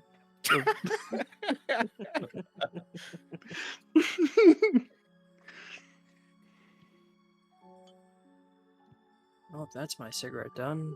And Reed's gonna like throw like the end of the cigarette into the fire. All right then.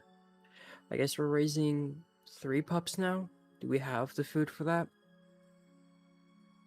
I mean, I kind of know a bit about these animals. I could possibly just. We are in the forest. We could possibly find some food roaming around. I didn't want to say anything, but there is something in the bush. Wow. I'm not gonna lie, I was thinking the same thing, but probably not feed the dead mother to the children. I That don't think that's a suggests- good idea. Just putting out options. Just ignore me. Okay. Let me give you something. How would you feel if you were fed your own race? How would you feel? If no one told me about it, probably not a whole lot. I mean, they saw their mother kind of die in front of them. You're really gonna do that? It's It is at this not point cool, man. that Kari and Marlo make their way back to the camp and join the discussion. Kari is just listening to the conversation going back and forth of how it's being discussed to raise the 3 pups, and almost with a bit of fear, surprisingly, towards probably the smallest things she's ever seen alive around her. She almost looks hesitantly towards the 3 pups, unsure as to how they are going to react with her being so close by them.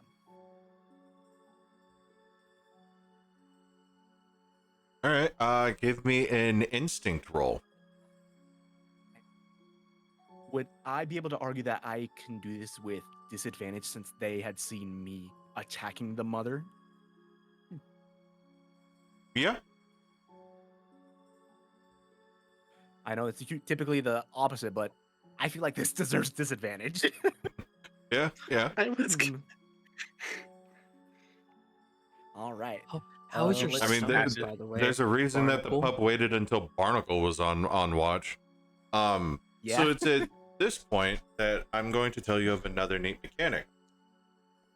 Cool. Is it? Wow. Oh that's my a god, critical. that is a crit in the worst sense. Oh God! All right. No. So I'll say what I was gonna say for for later. So, really immediately fast that the pups don't seem to remember you. They're more afraid of how huge you are than anything. They're warming up to the party pretty good, maybe because, this is all that they have right now, is this group of people that have given them a warm fire and haven't eaten them. And you're just big. That's fair. And picking up on this, Kari is not going to make any sort of attempt towards like petting them or anything like that, or even like moving closer to Barnacle while he's holding all of them. She's just looking at them. Barnacle, I still can't believe you ate a cigarette of all things. What can I say? I was lied to, and I've learned a lot today. Who lied to you? Guy in the village. You know what? I'm like, which one was the pup that was on my shoulder? They don't really have names yet.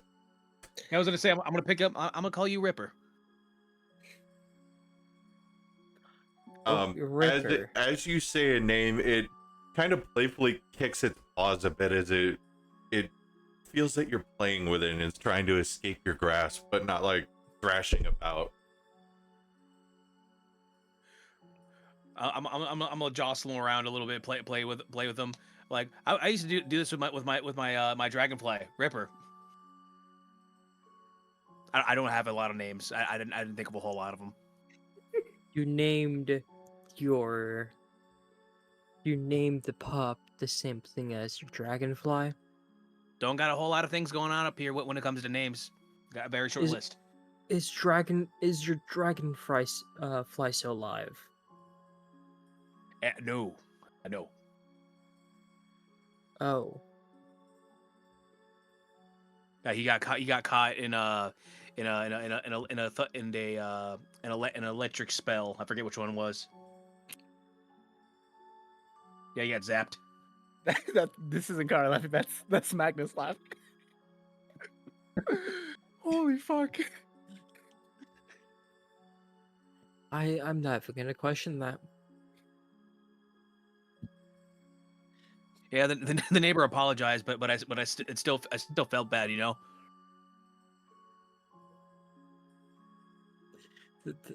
Your neighbor did it.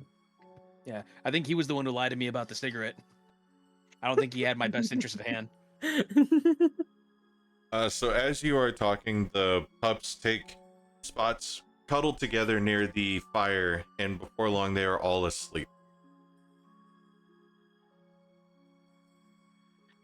What do they eat now? Let's see. Meat, I would assume. Now that the pups are asleep, Kari is gonna I mean, join the party and try yeah. and get a little closer to everyone to be a part of the conversation. All right. And just a reminder, you did see them eating the dead merchant, so meat is on the menu for them. Do you think those merchants are still around? I mean, I don't know how far we've been going, so I'm not sure if the merchant's still gonna be there, you know?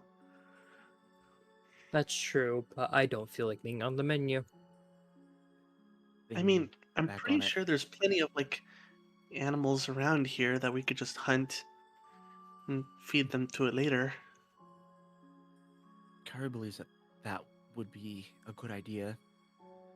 Perhaps we should have taken some of the fruits that had spilled from the broken cart on the way out here. Dang it, I should have thought about that.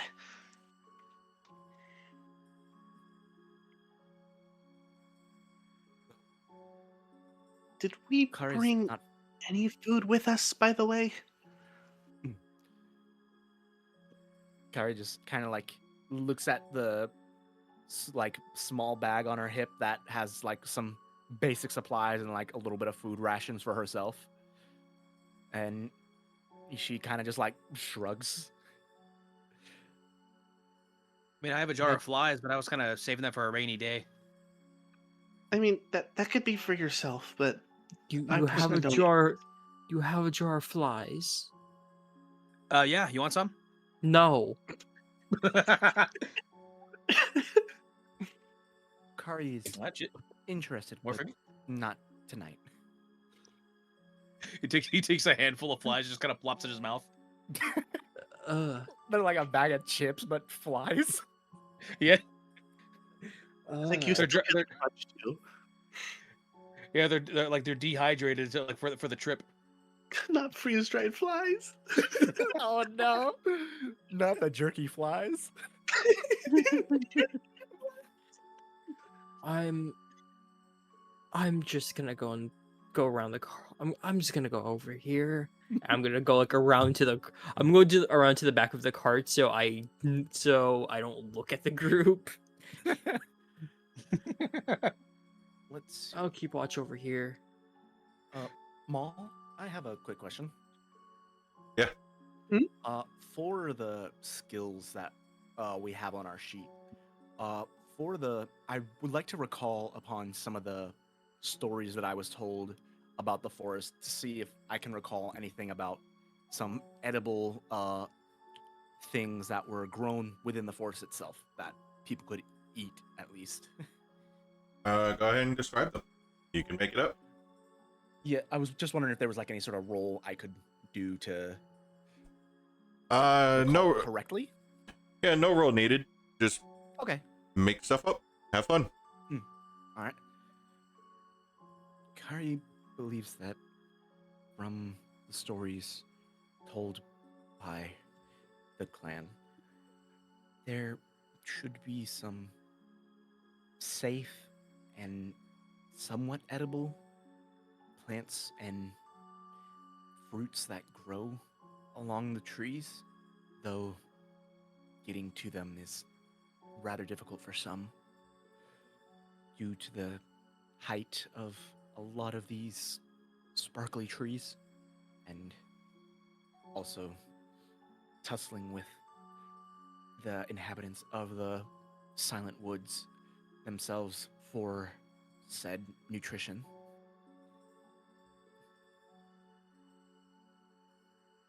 I could try doing. He's got a mouthful of flies still. I could try doing it. I'm pretty good. Pretty good at climbing.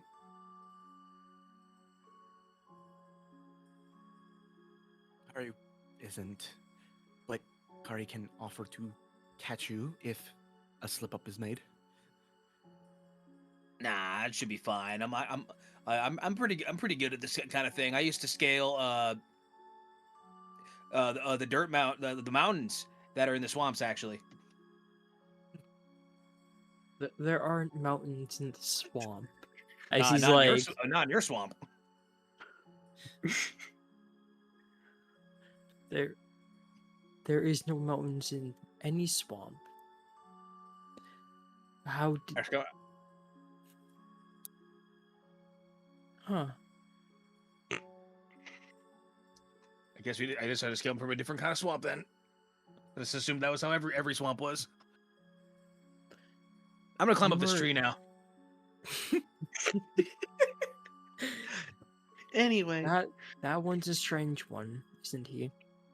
I'm gonna put away my honey butter flies in the jar. Wow. oh man, The honey bunches of flies. Good for the heart, they say. honey nut flarios. I'm gonna start scaling.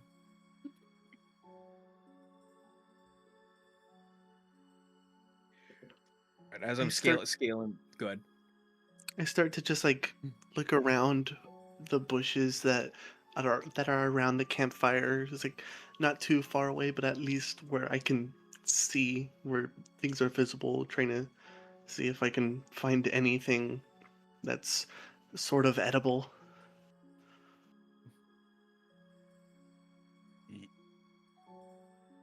Kari is just gonna watch Barnacle just scale up this tree, see how that goes. She's She's gonna say from the base of it, "You got this." Yeah, I know. Don't fall. Like my toe badge just like my sticking onto the tree, just like. I'm gonna try to see if I can find like a sleeping animal or something.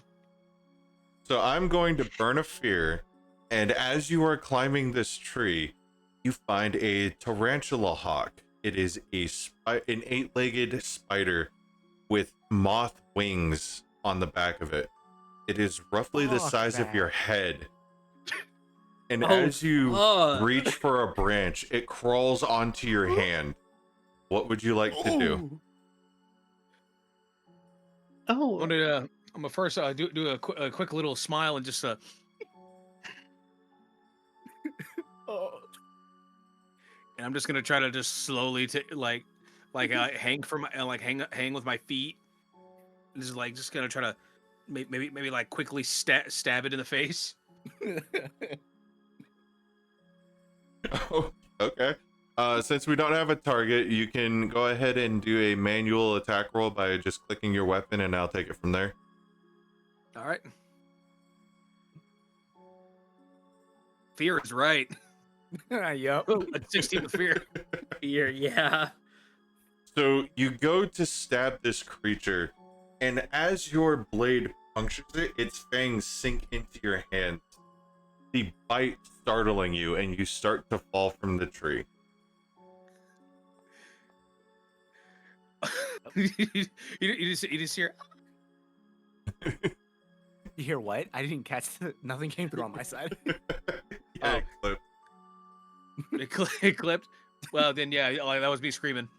Oh, yeah. Whoever's at the bottom, you see Barnacle yelp and then start falling, crashing through the branches, heading down towards you.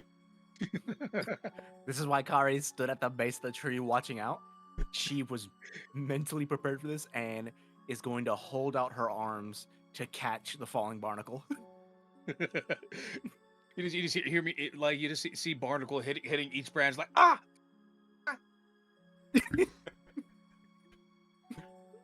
In but a Until brief, eventually. yeah, in but a brief few moments, you land safely in Kari's hands. Your hand, which was bitten by the tarantula hawk, is starting to swell. Oh, Found something. The creature itself is still stuck to your dagger. Well, kind of shish kebab. Anyone want a kebab? Guess I'm eating for now. Kari will pass on that thing. Also, what kind of creature is it? A tarantula hawk. Do you think the creatures could eat that? I mean, there's meat in it. I mean, I guess it could be. It's some kind of protein at least. It's kind of like lobster. It's basically the same thing. Kari is gonna just set Barnacle down closer to the campfire, so that he's closer to the pups. Our hands usually supposed to get this big. That's all I picture. Is Kari holding him up by under his pits. He's setting him down. He's just a limp noodle. It's like how people hold their cats and they look like really long. It's just a frog man. Hey, don't worry about me. I'll just sleep this off. That's all. Like Kari looks at it and it's just like, ugh. Alright, this has ran a lot longer than I expected. You managed to pass through the night, feeding the tarantula hawk to the pups when day breaks and they awaken. Doing this, they are now attached to your party. You note them wandering about, playing amongst themselves, but when the carriage starts carrying on down the road, they follow, flying on their tiny wing. One of them struggles a little bit, the runt of the litter, but he still manages to keep up a bit. They take breaks on the carriage, nuzzling up to members of the party at random. The path leads you further into the forest until you spot a large stone pillar carved top to bottom in ancient dwarven symbols. This denotes one corner of the peaceful village of Hush. When you pass beyond the stone marker, you feel a small sensation like the pop of a bubble. Then the sounds of friendly chatter become louder. Though the trees of the Sablewood are unchanged here, there's a distinctive, safe, and comforting air. A few smiling faces turn to you as your carriage rolls in, waving or casting a warm greeting towards your party. There's lively music drifting your direction from the tavern at the center of town. You know you need to find the Whitefire Arcanist to deliver the package from the king. What would you like to do?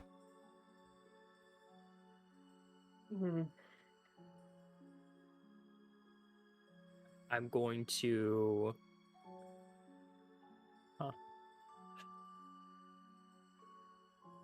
I don't know about you guys, but I am starving. Oh, We should probably get some same. food. We should probably get some food in the local inn. Perhaps we could find some information on the person we're to hand over the package to while eating. And that can For be sure. found and that can be found probably in the inn as well. Seeing that there is a tavern connected to it, looks like. Maybe some antibacterial herbs as he puts on his swollen hand. Are you okay? Oh yeah, fine. I mean, we probably should talk to somebody though, just to be sure. Yeah. I'll be Henry going to the Doesn't inn have then. another healing potion for that. Hey, before we do anything, I do have to mention something. Uh, the king did want me to make it a little bit of a hush hush thing, so don't try and, don't blab about the PACKAGE to everyone,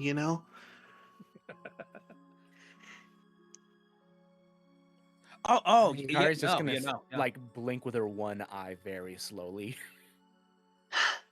As you I talk about the understand. package, Kari, you feel a small hand pulling on the thigh of your armor. You look down and you see a small human. It is a child. This young child seems to not stop wiggling.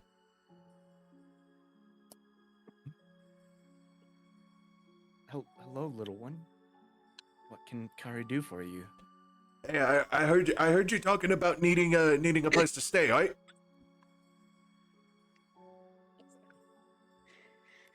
Who just spoke? Who just spoke? Like Reed's looking around. Who just spoke? Kari is gonna motion towards Down here. Hi. Oh, you do that. Your voice does not match. I get that a lot. But hey, my name's Fidget, and you see that she's just kind of squirming a little bit. You needed a place to find someone, right? I suppose yes. Tell you what. And she starts to pat her tiny pants. This child is oddly mature. You managed to clock that at least.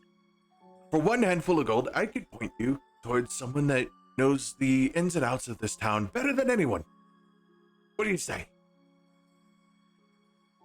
How old are you? I'm 5.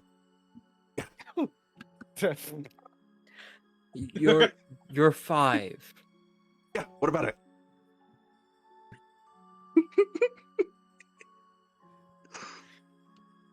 Damn, tough city. I mean, Kari doesn't find that too weird. Kari is 10. Though the life expectancy of giants is that of 75. You're 10. All giants reach maturity at 10.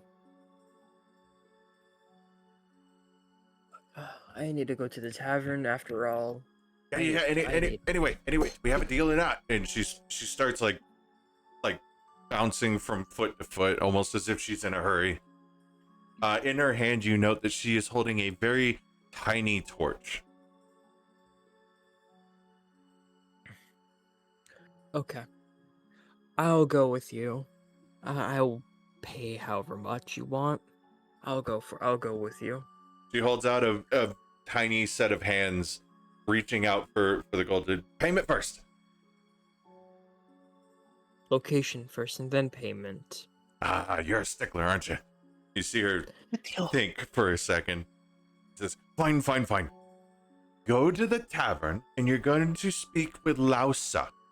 She is a dwarf, so mind your words, but Lausa's a very nice person. Anyway, gold, please.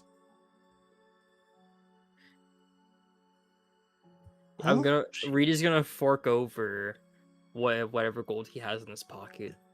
All right, should be you enough. you hand over your handful of gold, and you immediately see Fidget dart to a nearby unlit torchlight, and you see her skillfully shoot up the torchlight, climbing even faster than Barnacle, and lighting the light before sliding down and rushing off further into the village, presumably to do more of the same.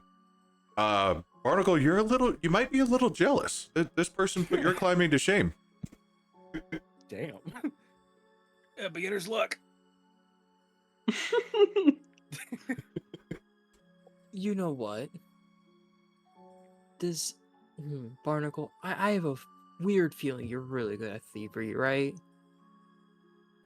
Some might say. Do you think you can pickpocket that one? You want me to steal from a child? That is not a child. Did I you mean- not hear from? I mean, I wasn't gonna what- say no. I'm just saying. I want to know exactly what Again. you want me to do. Again, that is not a child. I mean, it could be. I mean, I'm 7.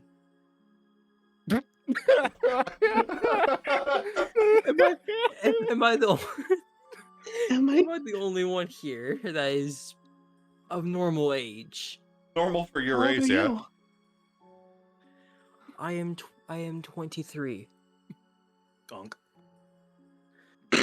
Oh, you Says must, the fucking kid. you must be an elder of your clan, then, correct? No. I am nowhere near an elder. And I'm gonna assume, and I'm gonna look over at Marlo. I'm going to assume that you're the oldest. 173. That explains it. Okay. That checks out. Anyways, Wait, I'm wait, going. eyes I'm going. just very wide. Like I'm going that's to the almost an tavern. unfathomable high number to her. All right, so you want me to steal from that vertically challenged person? Not vertically challenged. That's. Mm. Just do it quietly. I'm going to the tavern, and I'm gonna go wander off to the tavern. I'm gonna take that as a yes.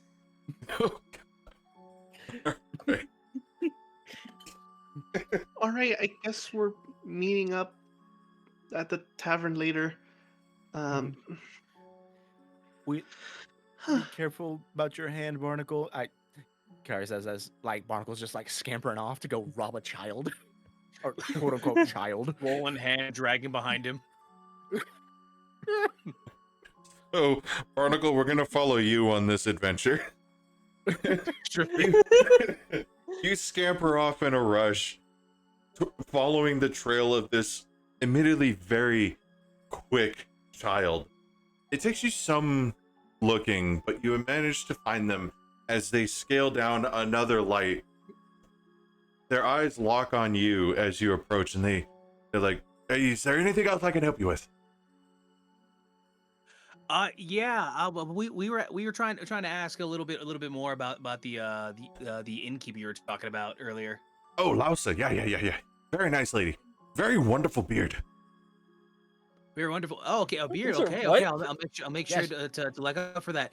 She was a dwarf. Question: Do you know anyone that can see I can see about this? And I show my big ass swollen hand. She looks at it and says, "Oh, you got bit, didn't you? Fair rookie Yeah, mistake. yeah, We all deal with it when we first start adventuring." And Not a rookie I'm mistake. trying I'm trying to pickpocket like as they're looking at my big ass hand. All right. So that will be a 1 moment. That will Yeah, look at the be teeth marks on that. a. I'm gonna count it as an agility. Oh no, do a finesse for that. Give me a finesse roll. Gotcha. All right. Like personally, if you saw someone with that, like 15 with hope, if you saw someone with that, what would you think? 15 with hope. So you see, Fidget just kind of look at your wound and say, I know exactly what to do. You don't need a medic. Let old Fidget set you up. As she grabs your hand in both of her tiny ones, you see her focus for a moment, her jaw working around before she goes and spits on your wound and just starts massaging it in. Says, "You'll be right as rain before long. You just got to get the toxins out." And as she is rubbing it in and it's starting to burn, like it's really starting to bother you, you manage to deftly lift the handful of gold that she was given and immediately tuck it into your pouch before she's done dealing with your wound. The only part that makes you feel slightly iffy about what you just did is that, true to her word, your wound stops burning. In fact, the swelling starts to go down the more she rubs. Huh? Would you look at that? Well, you know what? Thank you very much. Hope to see you some other time. Her hands lock on yours as I burn a fear. She looks up at you and says, "This ain't free, you know." Uh-oh. Oh, you know what? I dropped my gold in the caravan. Can I do an IOU? You see her ponder for a second and says, "I'll be keeping my eye on you, Ribbit." Ribbit being the race of your character. Before she finally lets go, her bright blue eyes still locking on you for a moment before she turns around and continues on what she was doing. Thank God that's the race. I thought you just got called a slur for a second. Yeah, I was gonna I say. think I it's might like, have. I think I might have. just If I got didn't get straight steal from from that the child, R word. I might have felt a little bit more offended. I mean, So we're gonna move being the spotlight. called by your Oh race. yeah. Yikes. So as that happens, we're gonna cut the spotlight over to the rest of the party as you approach the Clover Tavern. It is a sight to behold, with 6 curving stories climbing the trunk of an ancient tree.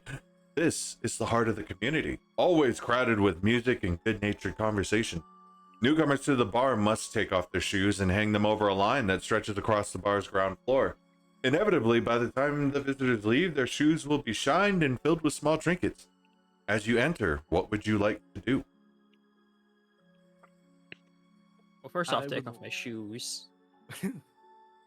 Yes, just as you enter a nice, light, but still bearing that slight gruffness to it voice sounds from the tavern table. It says, "Shoes off, shoes above the line, if you wouldn't mind." I have a question. Is the entrance to this tavern like accommodating to someone that is not so vertically challenged? You would have to duck to get in, but the ceiling is high enough for you to stand upright. Okay. Then I will go ahead and enter and comply. by- Kitty Fangs, go ahead and snooze the ads, please. Sorry about that. You're good. Can you say what you were talking about again? I missed it. Oh no, you're good. I was just saying that hearing this that not knowing that Kari won't have trouble like getting into the tavern and not have to stay hunched over the entire time. Hearing that she's being asked of her and her party members that they should take off their shoes, she's gonna go ahead and follow the rules, and using her height as an advantage, she's going to try to peer around with her good eye, and that being her only eye, and look for a dwarven woman that we were told to look out for from Fidget. You spot the dwarven woman behind the tavern table. In fact, she's the one that spoke up saying to leave your shoes on the line above the room. Okay. As Kari is taking off her shoes, she is going to say to the other two, Kari has found who we are looking for. As she motions over to the dwarven woman with the luscious beard. I'll be talking to her. Okay. As he's going to no, he's now gonna walk over to the front of the tavern where she is, and he's gonna pull up a stool and sit down. I would like a drink, please. You see Lausa just finishing with another member will walk over and says, You want what drink again? Trying to hear you over the clamor of the tavern. I would like some rum, please. Ah, rum. Yes. And you see her produce a finely crafted wooden mug. She goes over to her barrel, opens the spigot, and you can tell it's like 50% foam. This place doesn't have the best, but it's good for what you're getting. She closes the spigot and slams it down in front of you and says, in light of the first Moss Festival, this one is on the house. Everything else you have to pay for. Oh, thank you. I appreciate it. And I'm gonna go and take a sip of the rum. Oh, that's delicious. Where'd you get this again? We get it delivered. I don't know where it comes from. Okay. Next shipment, I do ask. I need to know. Anyways, I am looking for someone though. She just kind of paused for a second and says, and who might she be looking for then? What's the guy's name again? Memory's not working you're just well. looking for the Whitefire Arcanist. You don't know a name. I'm looking for someone that goes by the name of the Whitefire Arcanist. Do you by chance know someone of that name title? I think he's going to get a drink of the rum. The Arcanist is quite busy, but if you've traveled so far, I'm sure she'll be more than hospitable. We would be lost without her, she says, placing a hand over her heart. She keeps this whole place protected by the powerful ward so that no dangers from the Sablewood can pass into town. You'll find her house to the south through the farmland. It's hanging from one of the old Sablewood trees. You can't miss it. It's literally the only one that hangs from a tree. Oh, I do appreciate that. Here's some gold and a little extra for the information. As you place the gold on the table, Marlo, as all of this is going on, you note a pleasant aroma start to fill your nose, almost sticking to the inside of your nose. What is that smell? Let's see. The smell of vanilla, but with like hints of honey, barbecue, and a very slight twang of lemon.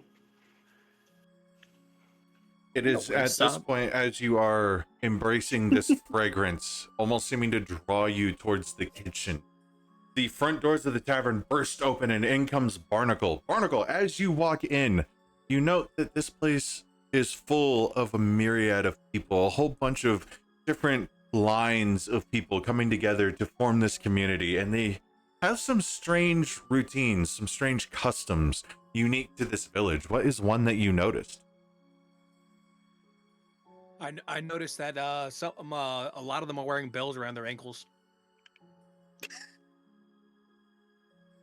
Okay. Bells? Yeah. Hey, maybe ankle bracelets are in. Maybe. It's the Ari, first thing that came to my head. Kari, you notice that in the center of this tavern, near the hearth with a pig on a spit, there has been a well-worn table set next to it with lines on both sides of it. Whoever meets in the middle has a arm wrestling competition. You see that people are putting up small wagers.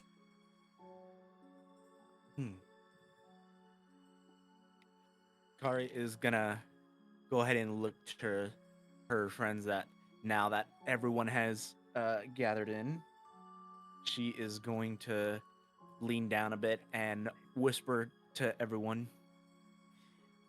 There is a possibility that Kari sees that we could perhaps make some quick gold over there by the center of the tavern. Does anybody have any gold that they could help wager with? I'm down to wager some. I haven't used any of mine, so by all means. And I give her like 10 gold. Arnold, did you do what I asked? Oh, did I do what you asked? And he kind of like spread. There's like a little money spread with the gold. A coin spread? Little coin spread. Yeah, I'm known to make it hail, actually. Just chucking gold. Maybe we can bet that. Maybe we can wager with that. Do you think that's a smart idea? I think that's fair. Instead of bands, it's rolls. Rolls on rolls.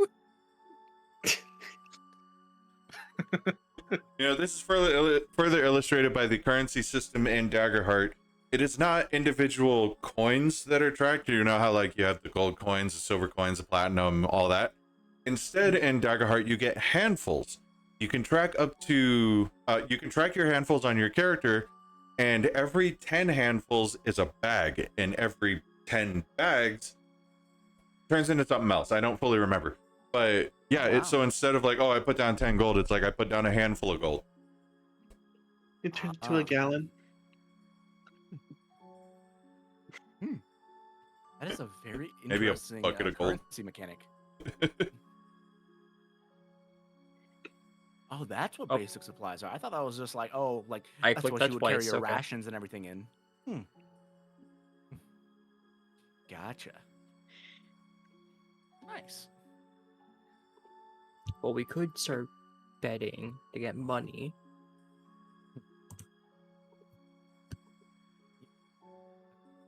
I mean, who's the strong? I mean, I'm looking immediately to Kari. I mean, I wonder who's the strongest. Not you. So don't try. Damn. Look, I mean, you're right. I'm just going to be blunt about this. We are not losing any money. We do not want this. I got nimble fingers. I'm very well aware that I'm not exactly bulking. Yeah, and Alright. I am definitely out. I do not want to risk losing the money as well. Kari is decently confident with her strength, though. Garrick, Yes. are you by chance interested as well in participating? I could participate if you guys would like me to. Did we already gather the information we need of the location of the person that we're taking the goods to? I did get my information. I did get the information on where their home is. And hearing that, Kari sees it as a good to go, and she starts making her way to the large center table where the other races are doing arm wrestling. Good luck, All right. Kari. All right, Kari, you wait in line for your turn. Nervous glances looking at you as people start to count how long until their turn comes up to see if they have to go against you. Before long, you reach the front of the line.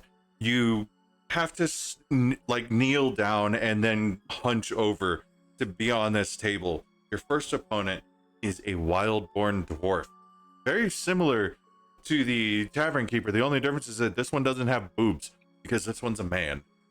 He sizes you up, and you hear him say, "Sorry, ain't everything. Put her up," as he slams his thick arm down onto the table in front of you. Golly.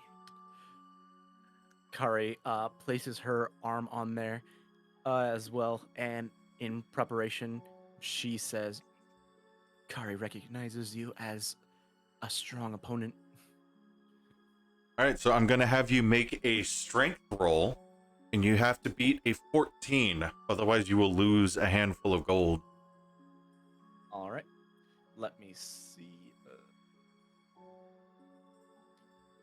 All right, strength roll. Click that, and we will go ahead and. I am going to go ahead and. I don't think I have anything for like that could use hope with this for like features from like my class or subclass. But does sturdy do anything? No, that's more for transversing, like rough terrain and all that. Okay, you know. So we're just gonna go ahead and roll. And you said the threshold to match or beat was 14. Yep. All right, here we go. Wait us some money. 15 with And that fear. is a 15 with fear. So Dang. after some struggle, you do manage to finally pin this statue of a dwarf down to the table. Doing so does earn you a stress, but you have gained one handful of gold. Nice. There are 3 more opponents following him, each more intimidating than the last. Oh boy. Do you want to let it ride, or do you want to... Let it ride. Let it ride. All right. Letting it ride, out comes a Loreborn Clank, a literal robot, Oh. as he mechanically marches up to the table, sits down in stuttered keyframed movements as he places his arm down on the table with a powerful thud. Arm wrestling him, you will need to beat a 15. Ooh. Okay. All right, let's see. You got this. This guy's nothing. He's a bum. You got this. Take that in there. Kari has never seen Never mind. you said the robot was a clank? I was gonna say that. I was gonna across say that 'cause it- I'm just like Across his metallic body, you can note a number of small scratches. And on his shoulder is a bag, which from inside you can see a friendly fox bat chirping into his ear. a friendly foxbat whispering into its ears. I would like to see if I can recall if there's been any, because this is my first time seeing this sort of construct is probably the best word to use this, but seeing this small creature, I feel like there have been some mentions somewhere definitely of like there being creatures that almost act as like companions, but in a way of like in a symbiotic relationship of where they can like help maneuver, say, someone else that doesn't have as much momentum or movement themselves. And seeing that, I am going to, while doing this strength check, I'm going to focus in on the little bat creature, the fox bat, if that's what you said it was? Yeah. To see if I can intimidate it while trying to arm wrestle the construct so that I can maybe influence my chances of winning. To see Okay. if like that'll break their concentration with each other. Okay, give me your strength roll. Alrighty. Particle. Do you think your nimble fingers can steal that fox bat? There's a good chance of it. All right. That is That's a a critical crit. We might not need success. to- Nice. So you manage to lock eyes with the fox bat. It starts to shake in its pouch. This gets the Clank's attention as he reaches up with his free hand to try and calm it, and you take this moment of distraction to slam the other arm into the table, winning that bout and another handful of gold. Let's go. The last remaining challenger is a fellow Ridgeborn giant. You don't know him, but you are of the same race. Oh no. Would you like to challenge him? I mean, I have my faith in my ally, but up to you guys. Oh, and also rolling the crit, you have cleared a stress, so you don't have that point of stress anymore. The way that Nice. stress works is think of it as non-lethal damage. You have a certain amount of stress that you can build up. This could happen from attacks to failed rolls, anything like that. Mhm. If your stress is maxed out and you take another point of stress, it is HP damage. Ooh. So, seeing that her opponent is of the same race as her, it almost gives her a wave of like confidence and almost comfortability with this being almost a familiar scene to her now, as she's recalling in her younger ages of like training and all that, the camaraderie with her fellow giants in the clan, where, you know, while training to become fighters and all that, they would have these fun little tests of strength with each other of arm wrestling and such. And I want to say that this would help influence the results from the camaraderie coming from the experiences for I've got your back. Fair enough. I will allow it. That will spend a hope. Alrighty. And So make sure when you do your strength roll, you apply the I've got your back. That'll do all the automation and stuff. So as this mammoth of a person sits down, you note that he is a fully grown giant. He is 15 feet tall, his one eye blazing with a amber glow. You can see that his body is just toned and fit with armor-like muscles as he slams down an arm that easily dwarfs yours. As you link fingers in your contest, his hand almost completely covers yours, and he whispers, "Let's have a good match." So Now that Yes. I'm looking at it, I'm glad I didn't participate in this arm wrestling. so as you make your strength check with your +2, burning your hope to do the I've got your back, you need to beat a 19. Oh goodness. alrighty, let's do this. Go. Ooh, 5. That is a Let's go. 25 with hope. So now, go ahead and describe this climactic duel between you and your cousin here that finally results in you winning.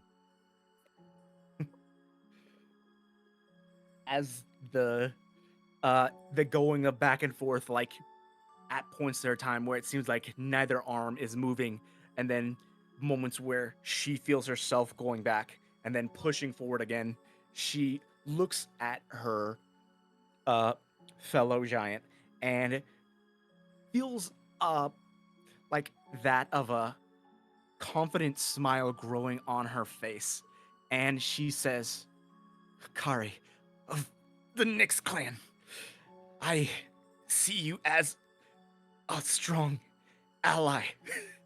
And she, with those words of like respect, she, with the remaining bit of her strength, makes her opponent's hand connect to the table with a slam. The slam echoes throughout the tavern, the ground itself vibrating under the strength of their climactic battle, ultimately ending in Kari Nyx the winner. You claim 3 more handfuls of gold, the overall reward of this little tournament. Your giant cousin stands and raises your hand in triumph as the tavern erupts in applause. Yeah. Hell yeah. Cinema. Cinema. I grab a napkin from the table and start airing off Kari like she's on fire.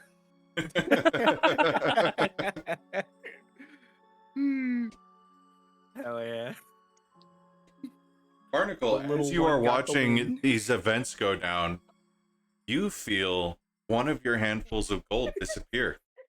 And disappearing into the crowd with a taunting look on her face is Fidget. God damn it. Damn. Got caught up in the fun. Joke's on her. She thinks she has two. Yeah. That is true. I have I have the one handful back, so I'm good. So, And with the winnings, I will go ahead and spread it evenly amongst the party, since this was a collaborative effort. all right. So everyone gets, I believe, a bonus 2 gold, 2 handfuls of gold. I'll apply those later. So with that, the events of the arm wrestling competition for the festival, or for the first Moss Festival, conclude. The party scatters back to their food, taking their places back at the tavern. What would you like to do now? I suggest we should go to that place that I told you guys about. I say let's do it. Let's go. Yes. I would be leading them to the location that the tavern keep said. Okay. So as you leave, you bring the carriage and its steed along with you. And following close behind are the Strixwolf pups. Making your way past the homes of the village, then through the farmlands of Hush, you see a variety of crops that have begun to cultivate a thin layer of glowing blue moss over the top of their fruits and vegetables. They pulse softly like a heartbeat as you pass. Among the thriving groves, you notice that the Sablewood trees in this area have hundreds of unique faces carved into all sides, the eyes peering in every direction. One tree, taller than the rest, bears the Arcanist's home like an overripe fruit. It hangs from a braid of rope as wide around as a giant's forearm, tied to a massive branch and counterweighted by a cabin-sized boulder, lying at the base of the tree. The stone is marked with a collection of symbols, and the cabin windows flash with a soft yellow-green light. What would you all like to do? I will be right back. I need to do something real quick. Okay. So, as we're still making our way towards the location that we see of the giant tree, seeing the glowing moss on the sides,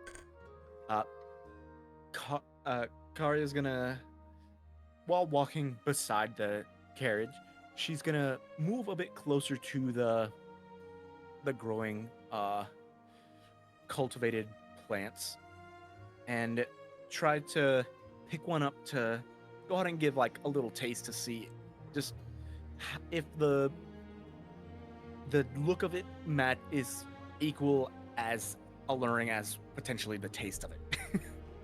Okay. How does it taste? As she pops it in, she almost feels like similar to the texture of like pop rocks going off in her mouth, and it leaving like a shocking but sweet residue of blueberries. And this catches her a bit off guard from the crackling noise emitting from her hardly open mouth from trying this, just from thinking, this looks okay enough to put in my mouth.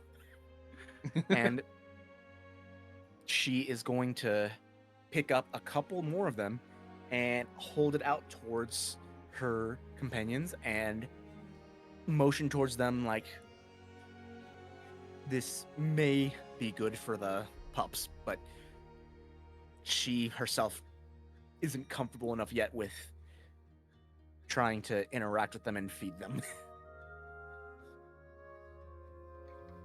If they are edible for the pups, I will feed them myself. And I'm gonna go ahead and feed the pups. All right. The pups take a few cautionary sniffs at it before the runt of it takes a whopping bite from it. You see it paw at its owl-like ears as the fizzling goes into their mouth, and then you see its eyes open as it tries to bound for more. Taking the hint from the runt, the other two descend onto the plant and just start eating at it. They're enjoying it. They're pawing at their ears. They're howling. And before long, the picked crop is gone, and the wolf pups are satisfied. I don't think that was a smart idea, but if it feeds them, it feeds them. So I'm going to roll a D2 over here. Little bit McDonald's and no heart, no kid. Oh. We have introduced the pups to sugar. That is a 1. So as the pups eat the moss, you note that their owl feathers that adorn their body down to their chest before it turns into the wolf body with the wings, all the feathers take on a blue tint and start to sparkle similar to the moss. Oh, that's... Kari's gonna look at this and be like, huh. And she's kind of like looking over herself to see if she's turning blue. You have a slight blue glittering blush applied to your face right now. Is Kari becoming blue as well anywhere? Yeah, she's like across the cheeks. A little Huh. bit, but hopefully that'll wear off. You mean the face, by the way. Yes. This is quite tasty. Would either of you like to try as well? I'd You rather random shit not. stuff? Yeah. I'm gonna go ahead and light another cigarette. I'd rather not. I'm gonna shoot my tongue and grab some with my tongue and just like shoot it back in my mouth. Dang. So your tongue grabs a bigger bushel than the small amount that Kari had grabbed, and before long, your whole face has turned blue. Any side effects? No, you just hear a lot of fizzling coming from your belly. Hi, Witchy, welcome in. You're turning blue. Why are you blue? I'd say it's more of like a coral number 2, but you know, to each his own. It's Kari is, upon like seeing that a bundle of it is not toxic or showing any negative effects from the small amount that she ate, she is going to go ahead and pocket some of it for later so that she has another snack to just kind of enjoy on the road. So as you start pocketing things from the house hanging from the tree, you hear a, oh dear. Looking up, you see a 7-foot mix of humanoid and firefly. The Arcanist is a fairy that moves in a combination of both very slow and suddenly jerky movements. Though her expressions are difficult to read, her emotions are very clear in her voice. She's old but spry, and she eyes all of you mischievously. Are you the group Emma sent it from the capital? Oh my, you're rather late, aren't you? Come in, come in. And as the Arcanist lowers her home and invites you inside, you notice the treehouse is surprisingly spacious. The main room is a crowd of potion bottles, spellbooks, runes, plants, and small creatures of all kinds. But no one could classify this place as messy.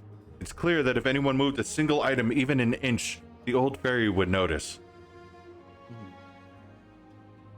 You all must have traveled quite some time, and through this Sablewood, no less. Why, oh, and you have these adorable little creatures with you. She descends and starts petting on the pups, who immediately warm up to her, going in for nuzzles and scritches, one even laying back and letting her rub its belly.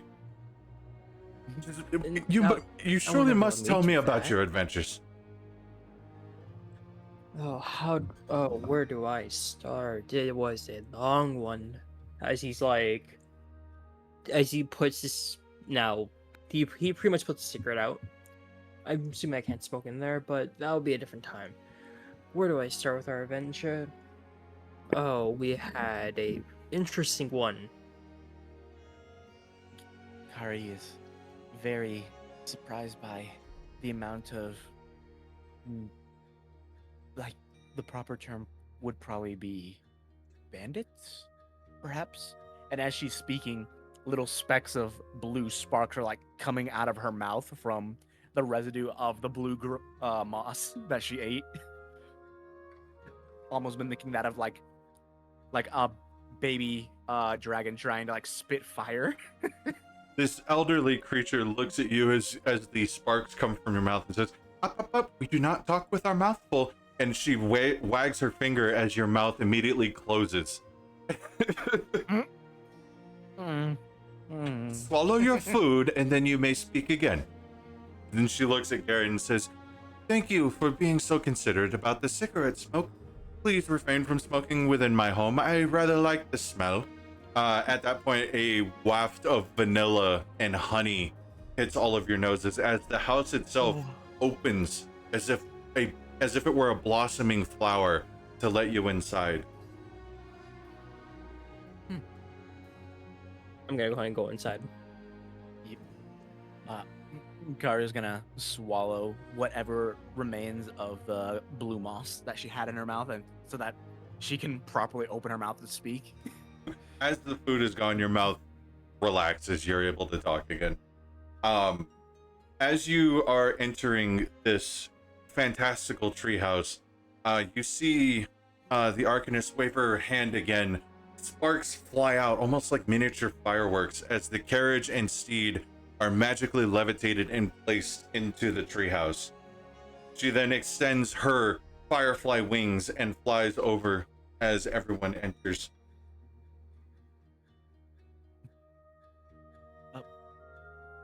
Kari is curious. What exactly is the context of the package that we have brought here today? If Kari may ask. You see, the package itself contains one of the ward for the king's kingdom.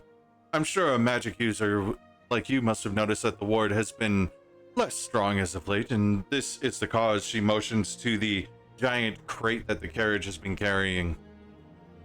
And before long, she waves her hands again in a complex motion as the magic sigils on the case evaporate one by one, and it immediately opens to reveal this giant polished stone of marble that is emanating a weakened, flickering white light. Yes. The magics in this device have long since been due for a recharge. As the fairy is doing this and talking about the context of the package, Kari just kind of like looks down at her axe whenever she mentioned, like speaking as though like as if she herself was a magic user, and that kind of confused Kari, and she kind of just looks at her party members and is just like, Kari knows magic? Let's see. Marlo, you know that even though she wasn't looking at you, she was kind of pointedly making that comment at you. Yeah. Of course, the king would keep Shouldn't this be. delivery a secret. She says, just kind of ignoring the overall question. If anyone knew your city was no longer warded, you would be conquered before sunrise. Yes. That would be an unfortunate circumstance. Marlo, as you take a closer look at the contents of your delivery, as well as the polished stone and the white light, you know a where is it?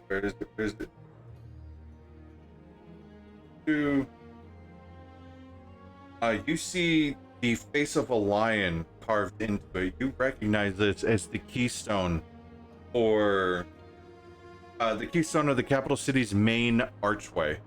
Without this, the archway doesn't work, and it is currently lying open.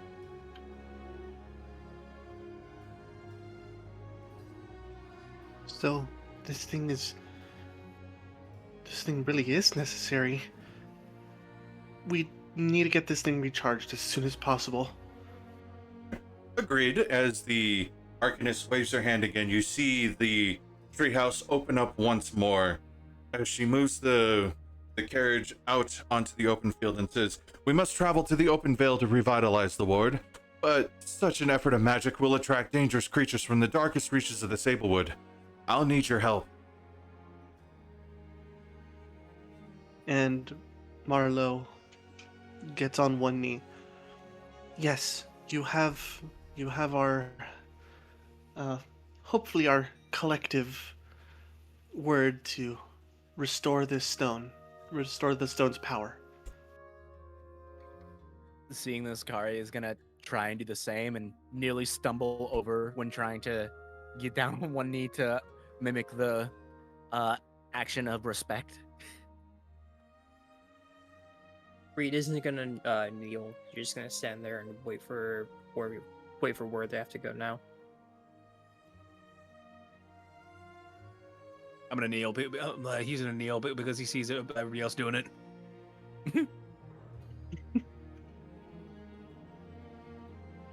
I don't know why you guys are kneeling.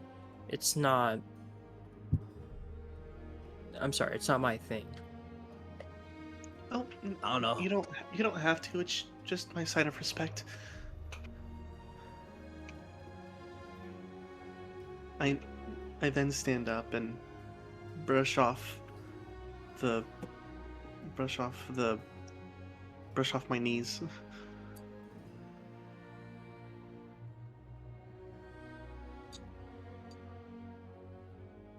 Kari's gonna do the same, seeing that everyone's like getting up now.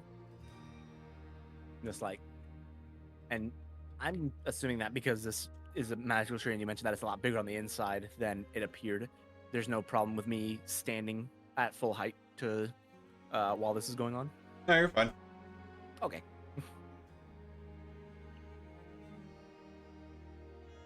I suppose we should go now. Go to where she said. Right.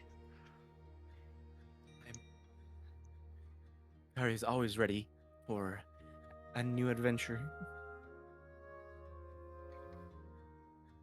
I do have to mention, you guys were looking after the litlings, right? Yes.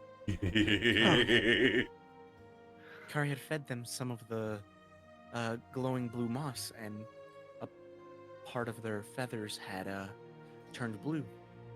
Oh. Well, that's. Now, what are they actually? Kari's unsure of what these plants are called, though they are delicious.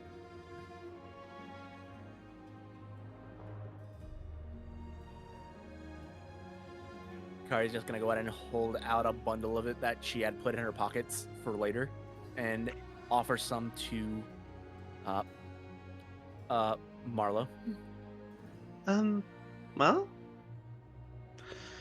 just like my mom used to say, try everything once. And she grabs like a small pinch full that's kind of like the size of like a quarter, and then just toss it into her mouth.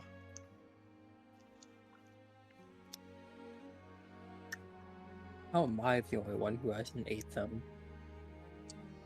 And I'd rather not. You gotta live a little. And You're to help with- blue. to help And with proud. Recalling what the description was, the taste of it is of blueberries, but it also gives off the sparkling, like popping sensation of that of Pop Rocks. Hmm. It's actually kind of delightful. You're turning blue, just a fair warning. Oh, hey! My skin's turning to the color it was when I was a child. You were blue as a child? Yeah. My mom thought it was normal. My dad was the one who freaked out a lot more. I am so confused about our party. As he's like rubbing his eyes a little bit. I felt that that was a little in character and out of character at the same time. All different coming of age stories in this party. We have someone who's 5, someone who's 7, 11. I'm basically I the said I normal. was I'm 10. the only- It was Fidget that was 5. I'm sorry. I'm sorry. I'll I'm have you half know awake right I'm now. 10. I'm 7 and I'm a grown man. It, I dodge my taxes just like every grown person.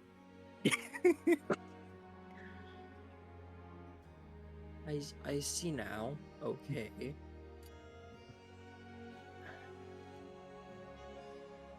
Where do we go now? Well, we go to restore the stone's power. Oh, you meant destination. Yes. She holds the note for like a minute before completely forgetting. The Arcanist flutters down onto the carriage and takes a comfy seat on top. He says, "We're going to the open vale. Please, hop on. We don't have much time." Oh, right. I'm gonna hop on.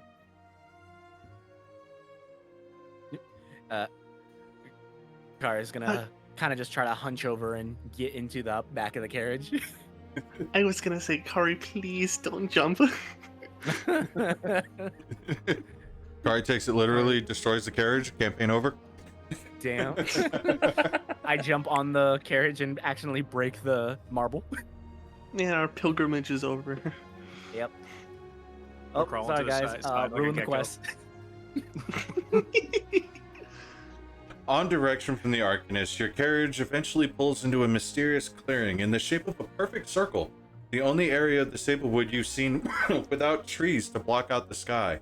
This is the open vale. The Arcanist speaks up and says, "This is a place used for strong ritual magic, which is exactly what we will need to recharge this board. It's also where I first forged the ward pillars that reside on all 4 corners of Hush. It helps keep the village safe. I did almost die in that ritual, but yeah, it's fine." Oh, What do you mean you almost died? I mean, with that bout of confidence, I don't think we have anything to worry about. Don't worry about it. I cannot speak further on it, lest I anger the forgotten gods. well, we mustn't anger the forgotten gods. The Forgotten the- gods carry a lot of What? powers that I have heard tales from my clan that should never be tested or, at worst, angered. Very Or they true. forgot. Yeah. Very true, very true. And as your carriage reaches a specific point in the center of the open vale, her antenna perk up in a disconcerting way. "This is good. Stop. Yes, here. Now, come help me. I'm old." This time she unfolds the carriage, much as she did her home, and stands over the crate, humming. Her body starts to glow brighter, flickering in the night. "I will need an hour of time to prepare. You all enjoy the night air while you can. We'll be busy very, very soon." It is at this point that we can now take a short rest. Short rests in Daggerheart are different from D&D. Instead of just, "Oh, I take a short rest, roll a heal die, you get your spells back." You may choose 2 options. They can be the same option twice, but you do get 2 options from these choices. You can tend to wounds, which is you describe how to patch yourself up and clear 1d4 plus 1 hit points. You may also tend to an ally instead. You can clear stress, describe how you blow off steam or pull yourself together and clear 1d4 plus 1 stress. You can repair your armor. You can spend time quickly repairing your armor and clear 1d4 plus 1 marked armor slots. You may also repair an ally's armor instead. You can prepare. You can describe how you prepare yourself for the path ahead and gain a hope. If you choose to prepare with one or more members of your party, you may each take 2 hope. I'm gonna go ahead and patch myself up though. All right. And while you are taking a short rest, I also get 1d4 fear. Oh boy. We all benefit from it. It's fine. Oh, no. Oh god. Oh no. You know, I don't think this benefited us as much as it benefited the other one. Great. Yeah. Fine. Don't worry about it.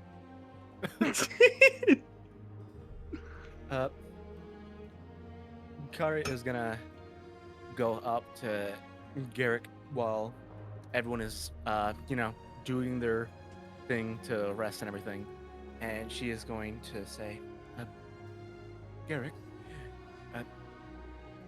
Kari is wondering, in the chance that there is another moment of combat, would you like to perhaps try to strategize and form a plan to engage the threat head on the moment it is faced? As Kari's talking to Garrick, Garrick is going to he's pretty much in his supply bag. He has pretty much like the basics for like bandages and like food and stuff. He's like wrapping his like previous cut that he got from the bandit over his wound so he can heal himself. A plan is to if you wanted to form a plan, what did you have in mind? Well, Kari was thinking about the previous encounter with the Strix Beast, and Kari knows that the traditional way is just to approach the threat and just simply attack. But Kari had noticed that out of character, was it Barnacle that was doing the hiding and attacking? Yeah. Or was it Yeah, it was Barnacle. Okay. Barnacle was able to conceal himself and then pounce on the enemy. So, is there any suggestion you might have for how to efficiently overcome an enemy swiftly as well? Reed is going to sigh as he pretty much is his gaze is onto the ground, and as he's looking at the ground, he's saying, my way of fighting is a little more savage, something I really can't teach. I don't know what to say. Just, we have to go for the kill.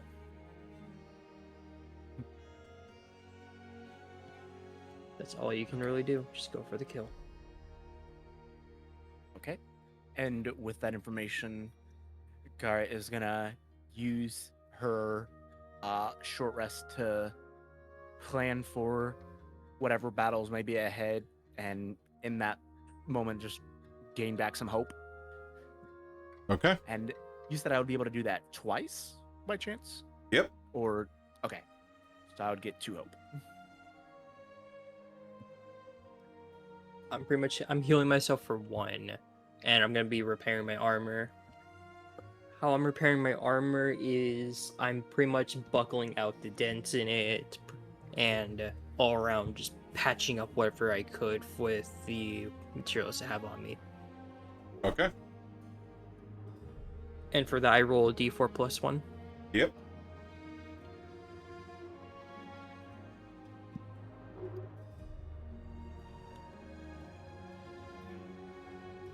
All right, so that'll be 2. I did that one weird.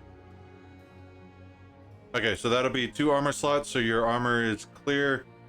Kari, you were rolling a healing? Oh no, I thought I had to roll for hope, but I can just take it. My bad. Yeah, you're good. All right. So with that, you guys do, spend your time preparing for the oncoming anything as best you can. And before long, the Arcanist lets out a shrill cry. The Keystone has finally responded. Quickly surround me. The ritual must begin, or I'll lose the pathway. Hurry! Her body begins glowing brighter and brighter still as her eyes roll backward into her head and the entire carriage lifts a foot off the ground. A collection of unearthly screeches echo from the woods as nearby creatures are alerted to the arcane energy. Activate. Kari is gonna quickly surround the mage and protect her from whatever may be coming our way. Yep, so we will take this round. Go ahead and move your token wherever you want them to be. I just drug them surrounding her, but you can place them wherever you want. I'll pretty much be like, I'll just be here, keeping a watch where they could be at.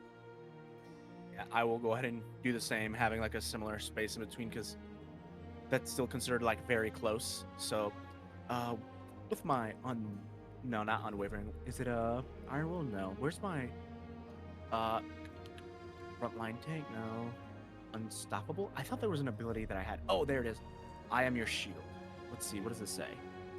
When an ally within very close range would take damage, you can mark a stress to stand in the way and make yourself the target of the attack instead. You take damage from this attack. You can mark any number of armor slots. Sweet. So yeah. So the lady in the center is very close, so I am ready to become the shield needed to protect my allies and the main person we have to protect. Okay. Let's see, where am I? Oh wait, I'm gonna use a battle ritual. And how it's going to happen is Reed he's cross-legged onto the floor as he's doing a weird he's doing a meditation pose. Oops. Okay. And Barnacle, what are you doing? I'm going to be I'm gonna scale a tree real quick and kind of hide inside the brushes of a tree, the leaves. I don't know why I said it like that. Okay. So bear in mind that trees are very far away from anything, so just bear that in mind. But you can climb a tree. Is there a bush closer by? No, the clearing that you're in is just flat grass until it reaches the tree line. All right, I'm just gonna hide behind somebody and just kind of look to the side. Okay.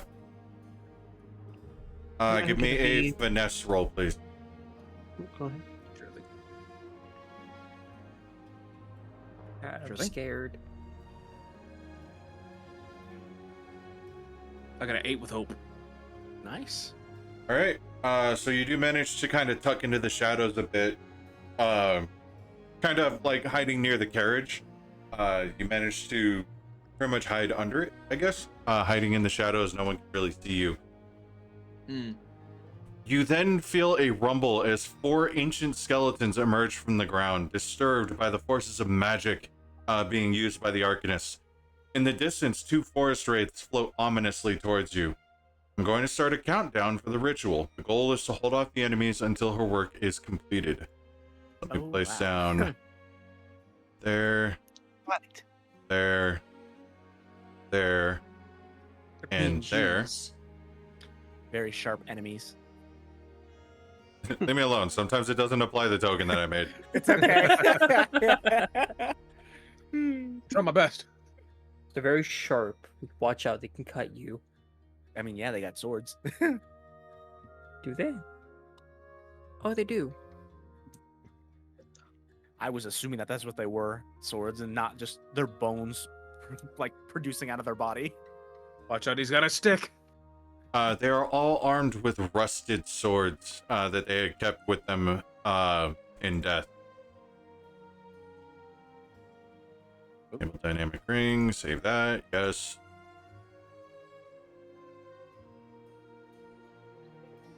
Ready. 2.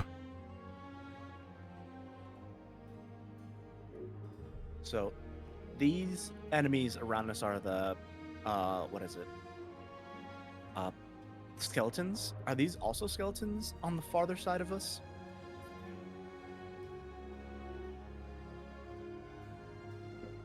To the closer to the bottom of the map. No, those are the forest wraiths. Oh, okay. All right, I'm not gonna keep finagling with that, but yeah, 4 ancient skeletons wielding rusted swords, and you have to hold them off. Who would like to go first? I will go first. Yeah. Okay. Yeah. No. Go ahead. If you have a chance to blow them all up in one go, go ahead. I was just about to. I will do my best to use my knife rain, my blade rain, my rain of blades. Here we go. I'm going to cast it on the nearby enemies. All right, so you would press the spell on your character sheet, Mm-hmm. and that should bring up the roll in the chat, as well as the option to lay down the template to target. Oh shoot. Oh, you rolled with fear. Yeah. Yep, just waiting on my system to catch up. I can see the full totals. Said they're a little too happy. Yeah. No wait. I don't know what happens when the DM gets all 12 marks of fear. Oh, it just means I get to do a lot.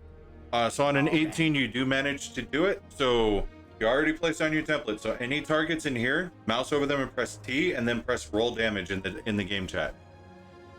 Okay. And here we go. Oh. That is 5. You didn't target anyone. So let me look at their thing. Oh, I thought I did. So that is a 5 damage. That did not beat the threshold. So that one takes 1 point of damage. Okay, do the next one.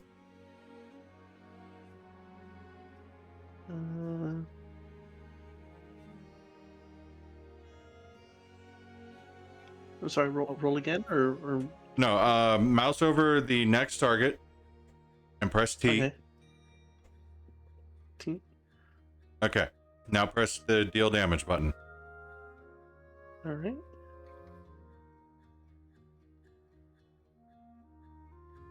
I'm gonna do a quick T. refresh because I didn't see it. Did you press the roll damage in the chat?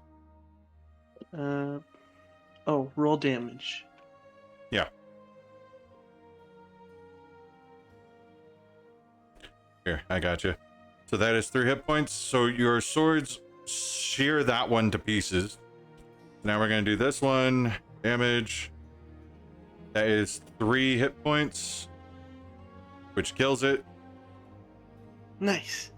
And this one, deal damage. That is another 3 hit points, which kills it. So only one survives your rain of blades. So at this point, I'm going to go ahead and burn a fear to activate the environment, which lets me place 2 more ancient skeletons. Huh. Emerging from the earth come 2 more skeletons over there. I'm going to burn another fear and do it again. Oh boy. Oh, Oh, So that I like was that. 3 skeletons. There we go. So, I have a quick question about my abilities. Yeah. Because of my range, where I can hit something with melee within very close, Mhm. if an ability that I use that specifies that it can target things that are very close range. Does that mean with my range, that means it actually can hit things also in just regular close range? Yes. Nice. Okay.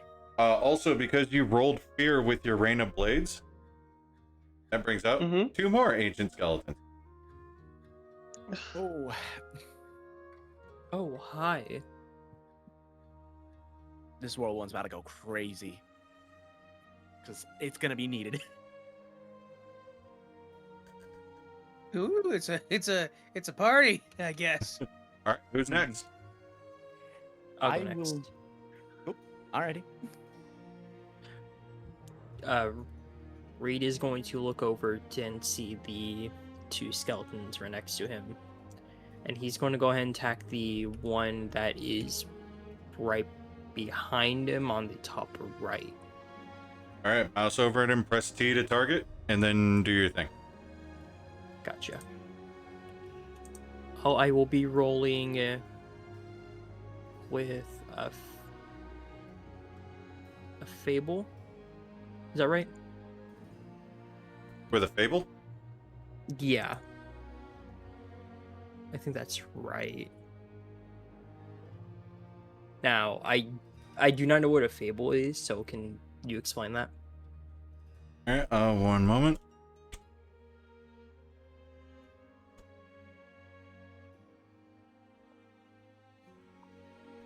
And you called it a fable? F-A-B-L-E?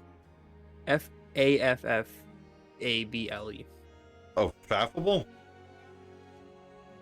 Is that how it's pronounced?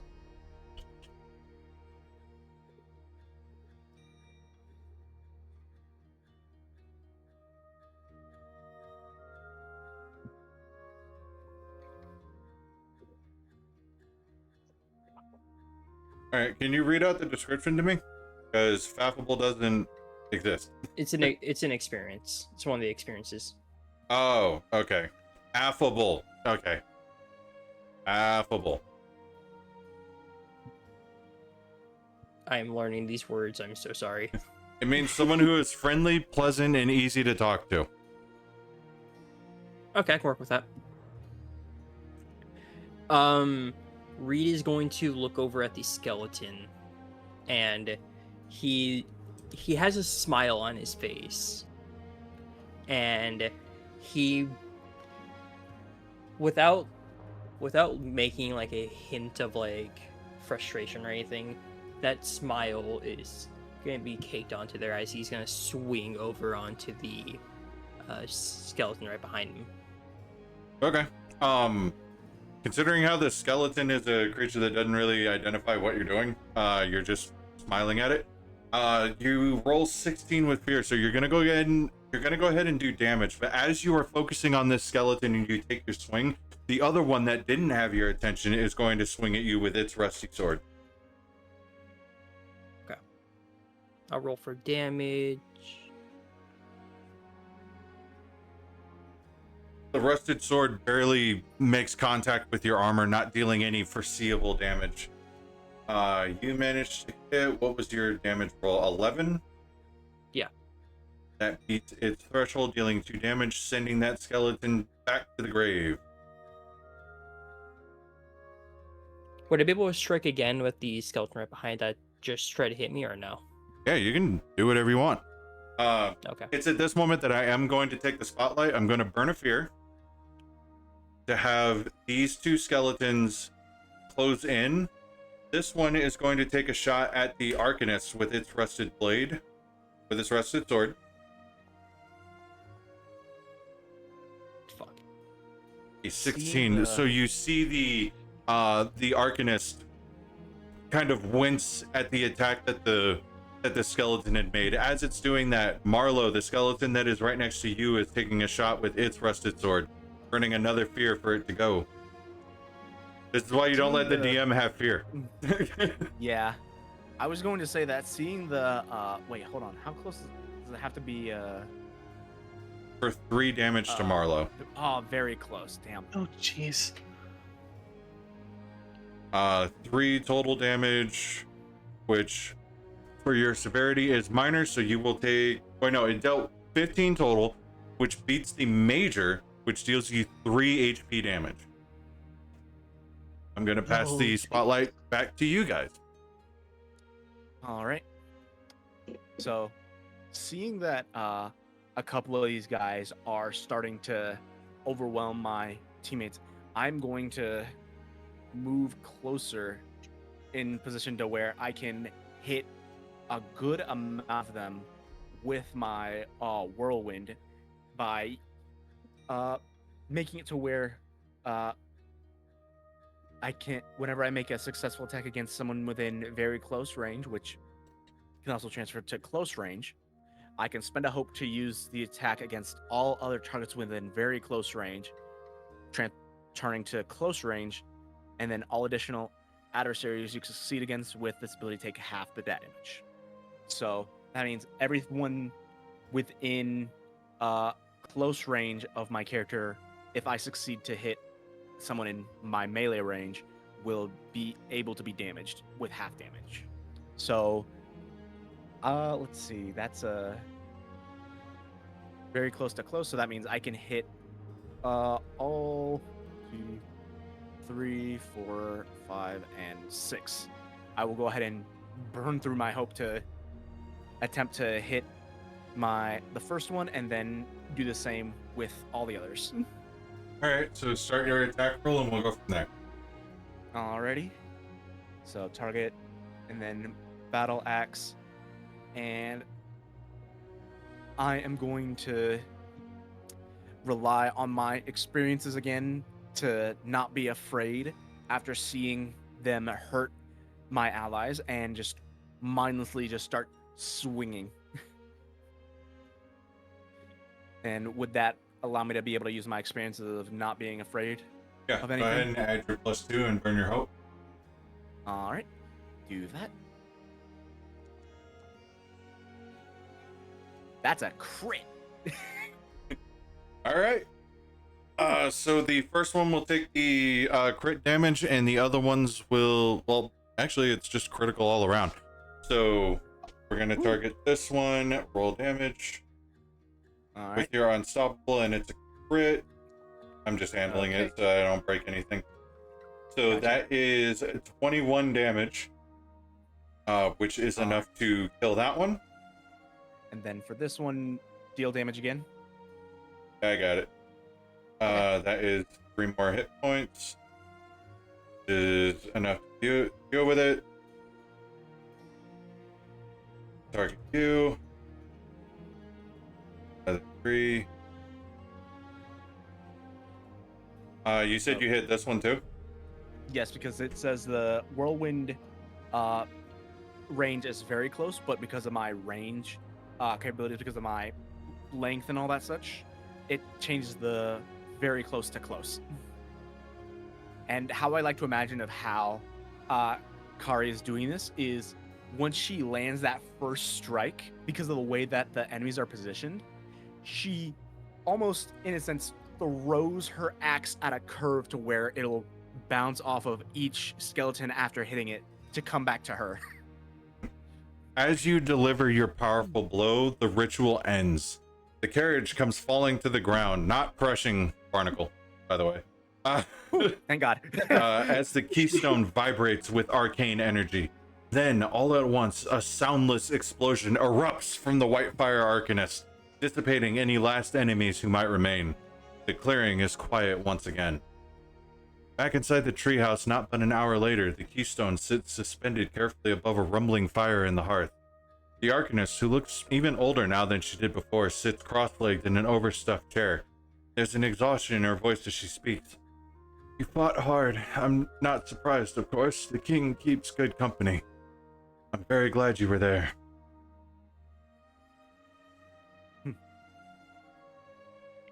Are you all right?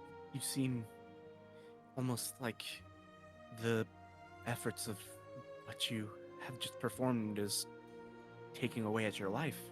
Don't mind me. It's just magic always comes at a cost. But I gladly pay it if it means the people are safe.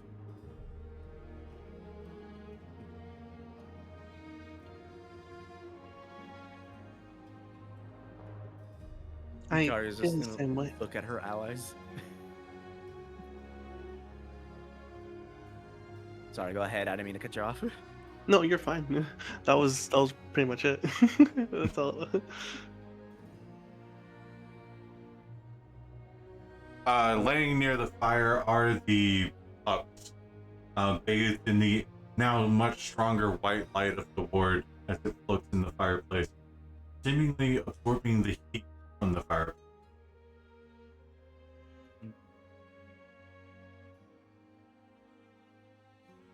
I'm gonna go over. I'm gonna go ahead and go over and pet the pups real quick.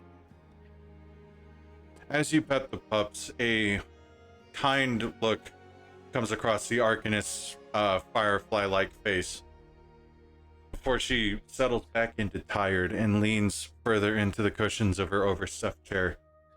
Then she says, "The keystone will need a week, maybe more, to allow the magic to settle. I'll need to watch it carefully to ensure nothing cracks or becomes sentient or anything of the like. You know how it is. And in the meantime, after you rest and gather yourselves, have a nice hot meal and warm bath. I have one more thing to ask of you." We then pull out of the Arcanist's home, out of the forest itself, to view the verdant expanse from above, and see twisting stone spires breaking through the tree line, each with a flame flickering within the tower like a beacon. She continues, "There's a spire just west of here, maybe a few hours' walk.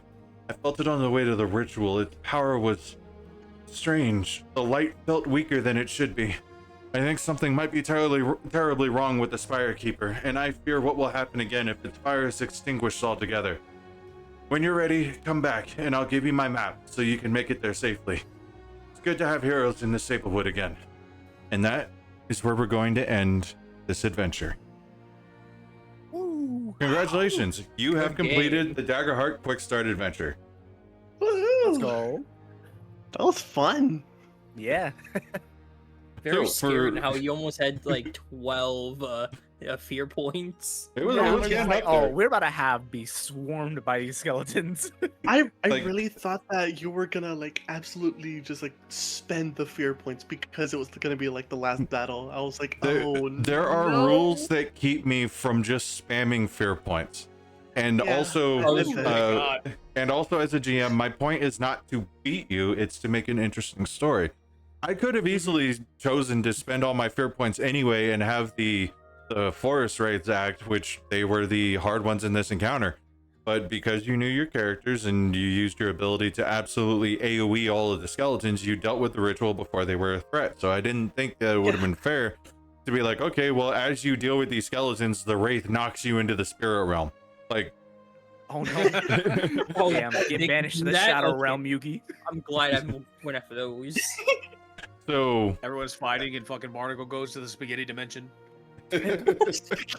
So as first time players of Daggerheart, what did you think of the game? Oh man. It's very similar. I'm It's very really similar to digging the hope. D&D. I'm really digging the hope and the fear aspect Yeah, of this. I was That's gonna a very say. great mechanic. Yeah, those are very fun mechanics, and they almost remind me similar to like in other like tabletops, like RPGs. What's another one that I could compare it to? Like, oh, something for like Call of Cthulhu, where it has the sanity system. It reminds me a bit of that, but in a sense of like you can almost use your own hope to like counteract against it from like going like too far into the negative with that stuff. All right, so what I would My like to favorite do character. is we're going to go around the VC, and what I like to do to kind of calm down after the session and have that super cool, like, oh, I love this moment, is I ask for up to, not reaching, but up to 3 good, 3 bad of what you liked about the game, the role play, giving kudos to other characters for cool things that they did. So we're going to start at the top of the order. Of course, and it's not in order on Discord.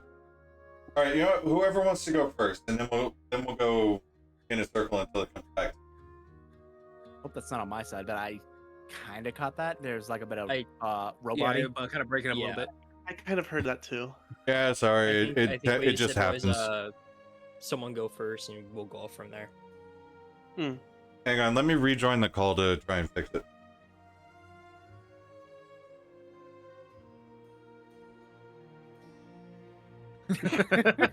All right. How do we sound? Yeah, everything's good. Much better, much better. Okay. So we're gonna go starting with we're gonna start off with, of course, the Uh-oh. Darby. Somehow it got worse. Yeah, Hello? I was gonna say. Are we good? All right. So yeah, we're good. Yeah, Starting okay. with Dark, aka Barnacle. Yeah. Barnacle, what is something that you liked, and if anything, something that you disliked or would like to have seen different? I've already kind of said that I really love the hope and you know, the fear aspects. I think that's great for both the players and the DM, because it's like it gives you reason to kind of add some flavor to it, and you know what I mean. And so it's like that anticipation that comes in. The roleplay aspect where everyone can kind of go in. I feel like for new players, it's definitely gonna be interesting to do that, just because it's not something they might be used to. But I feel like as they start playing more and more, it's gonna feel much more natural. And I think that's one of my favorite parts. I think one of my favorite bits throughout the story so far is probably like is one when the first battle we had, and I almost forget her name. I'm terrible with names. Marlo? Fairwind. I'm gonna go. There we go, Marlo. Marlo, yeah. When Marlo just like first did the reigns and it just like decimated everybody, I'm like, oh, I'm glad, and then I had to crawl out from underneath the dead body. I'm like, well, you know what? I'm glad we have that when it finally does come into play, because that's a great spell. Mm-hmm. Yeah. Literally. Yeah, but in the there's whole area. no notes in terms of like bad things. I had fun all throughout. Awesome. All right. Next up, 80. Anything you would like to add? What I like about this game is, yeah, I agree. I love the fear and hope aspect of the game. But I also really like the fact that I can move my own character around and do whatever I want with them. Another thing I like about another thing I really like is the dice, actually. Whenever I can roll a d20 whenever I want to, it shows the actual dice on my screen. But the one thing I really didn't like about the game was how a little confusing the menu was. Yeah. Unfortunately, the Daggerheart system in Foundry is still in development, so they're still ironing out a lot of the problems that come with the system. It was just easier to use this than try to force the D&D system to work. Yeah, maybe because I'm used to the D&D system, but I do like how this is also laid out, where I can see how far the spells are, and see like how far I am from the creatures. Like from where I'm at right now, you guys are close or very close. But if I were to move back here, it'd be far and like very far. Right. Other than that, I love this. All right, Magnus, anything to add? Yeah. For what I liked about this system is definitely the openness that it has with like the races and everything that it has to offer, because even though we were playing with like pre-made characters and everything like that, a lot of the different races and possibilities that I saw with the NPCs that we interacted with and encountered definitely gave me an idea of like, oh, this system has some really fun and creative like character creation concepts that could be like just be absolutely hilarious and bonkers. And that's honestly one of the things that I'm looking forward to if I'm given the chance to like make a character for a campaign in this setting, because the system works really well from what I've seen so far, and I very much enjoyed it. And another thing I enjoyed is just getting the chance to play with everyone here, because everyone had their own unique style of playing their character, and I feel like that helped a lot with the chemistry and being able to play off of each other. So hearing the back and forths was very entertaining and fun. And for what is it, a negative? I don't know if it's more so much a negative as just like I enjoy the freedom of being able to like do whatever for like building the story around for like an open-ended like D&D kind of esque experience. But it's more so on me because I was feeling a little hesitant and not certain about the things that I was saying, that I was just kind of like worried about like just speaking and being like, oh yeah, this does this.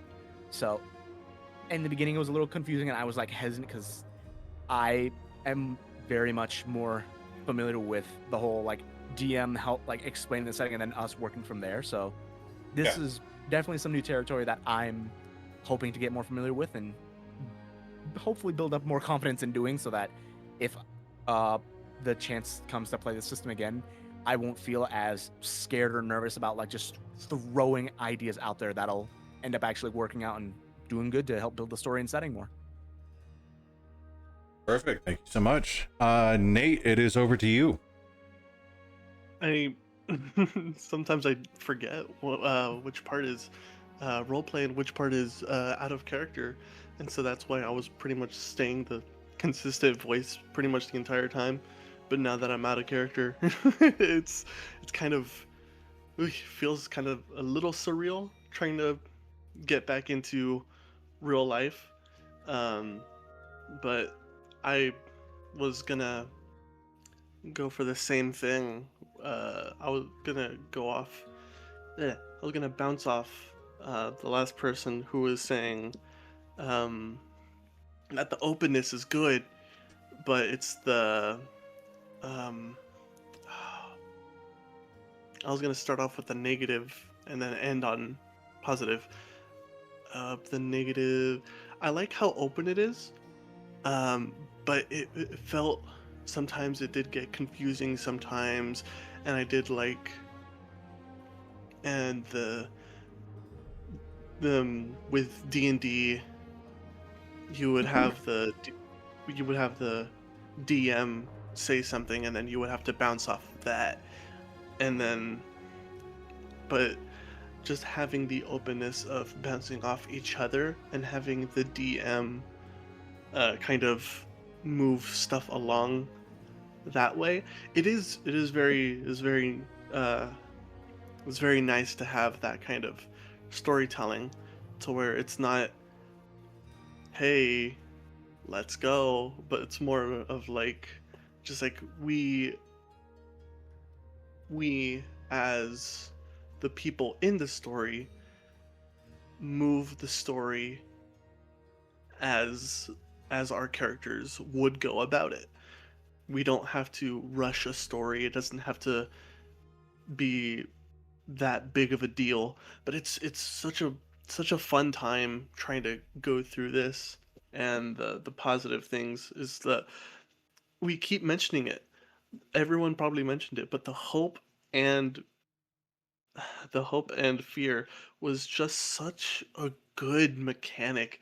It felt like everything you did has a consequence, and you have to always keep that in mind.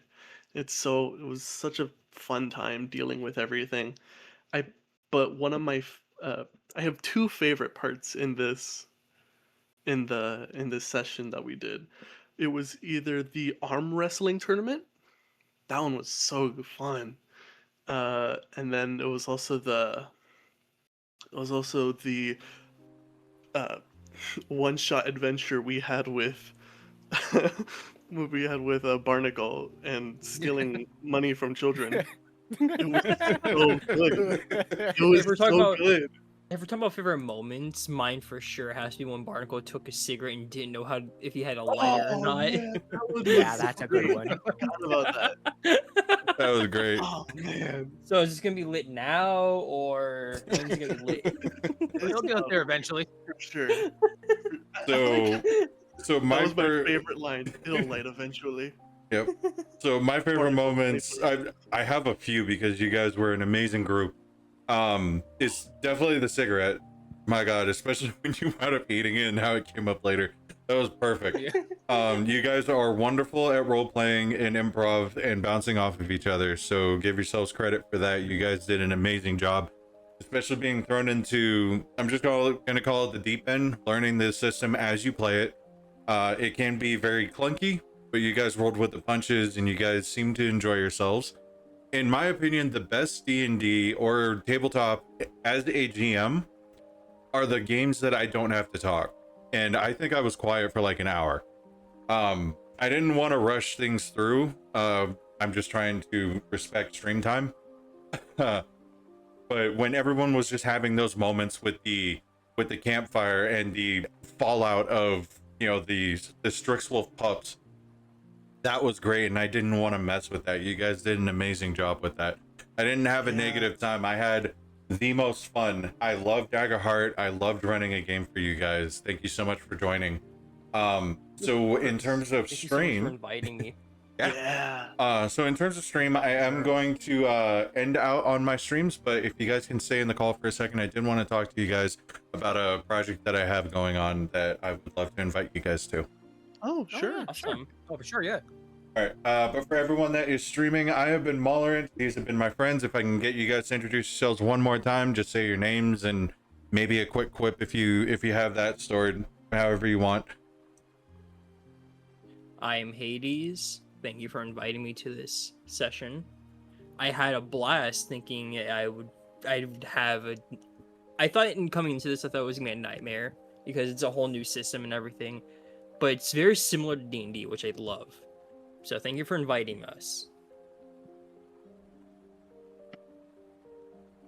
I am Nate. I had such an amazing time with new people, getting to know how everyone worked and everything, and it's been such an amazing time trying to deal with this, and hopefully this can happen again sometime. Who knows, maybe it'll happen again, but this has been Nate, and I'll zap you later.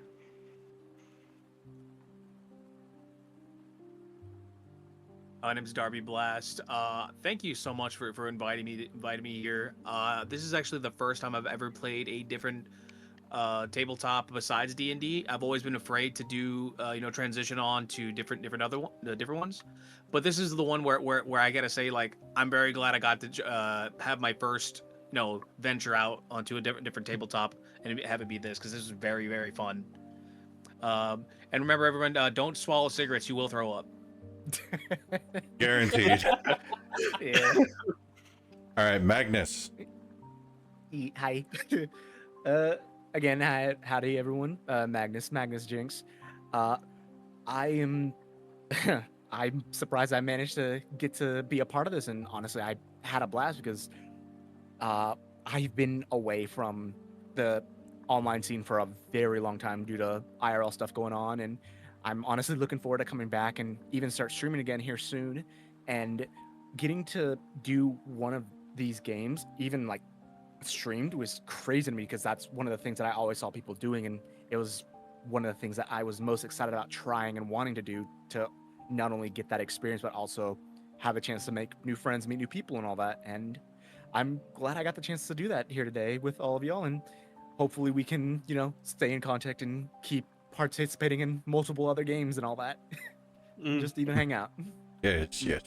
And I have been Maulerant, today's GM, and I have been honored to introduce you guys to Daggerheart. I saw it on Critical Role when they started the Age of Umber season, and seeing how they played it and how much the roleplay leaned into it, I really wanted to give it a try. I'm really loving this system.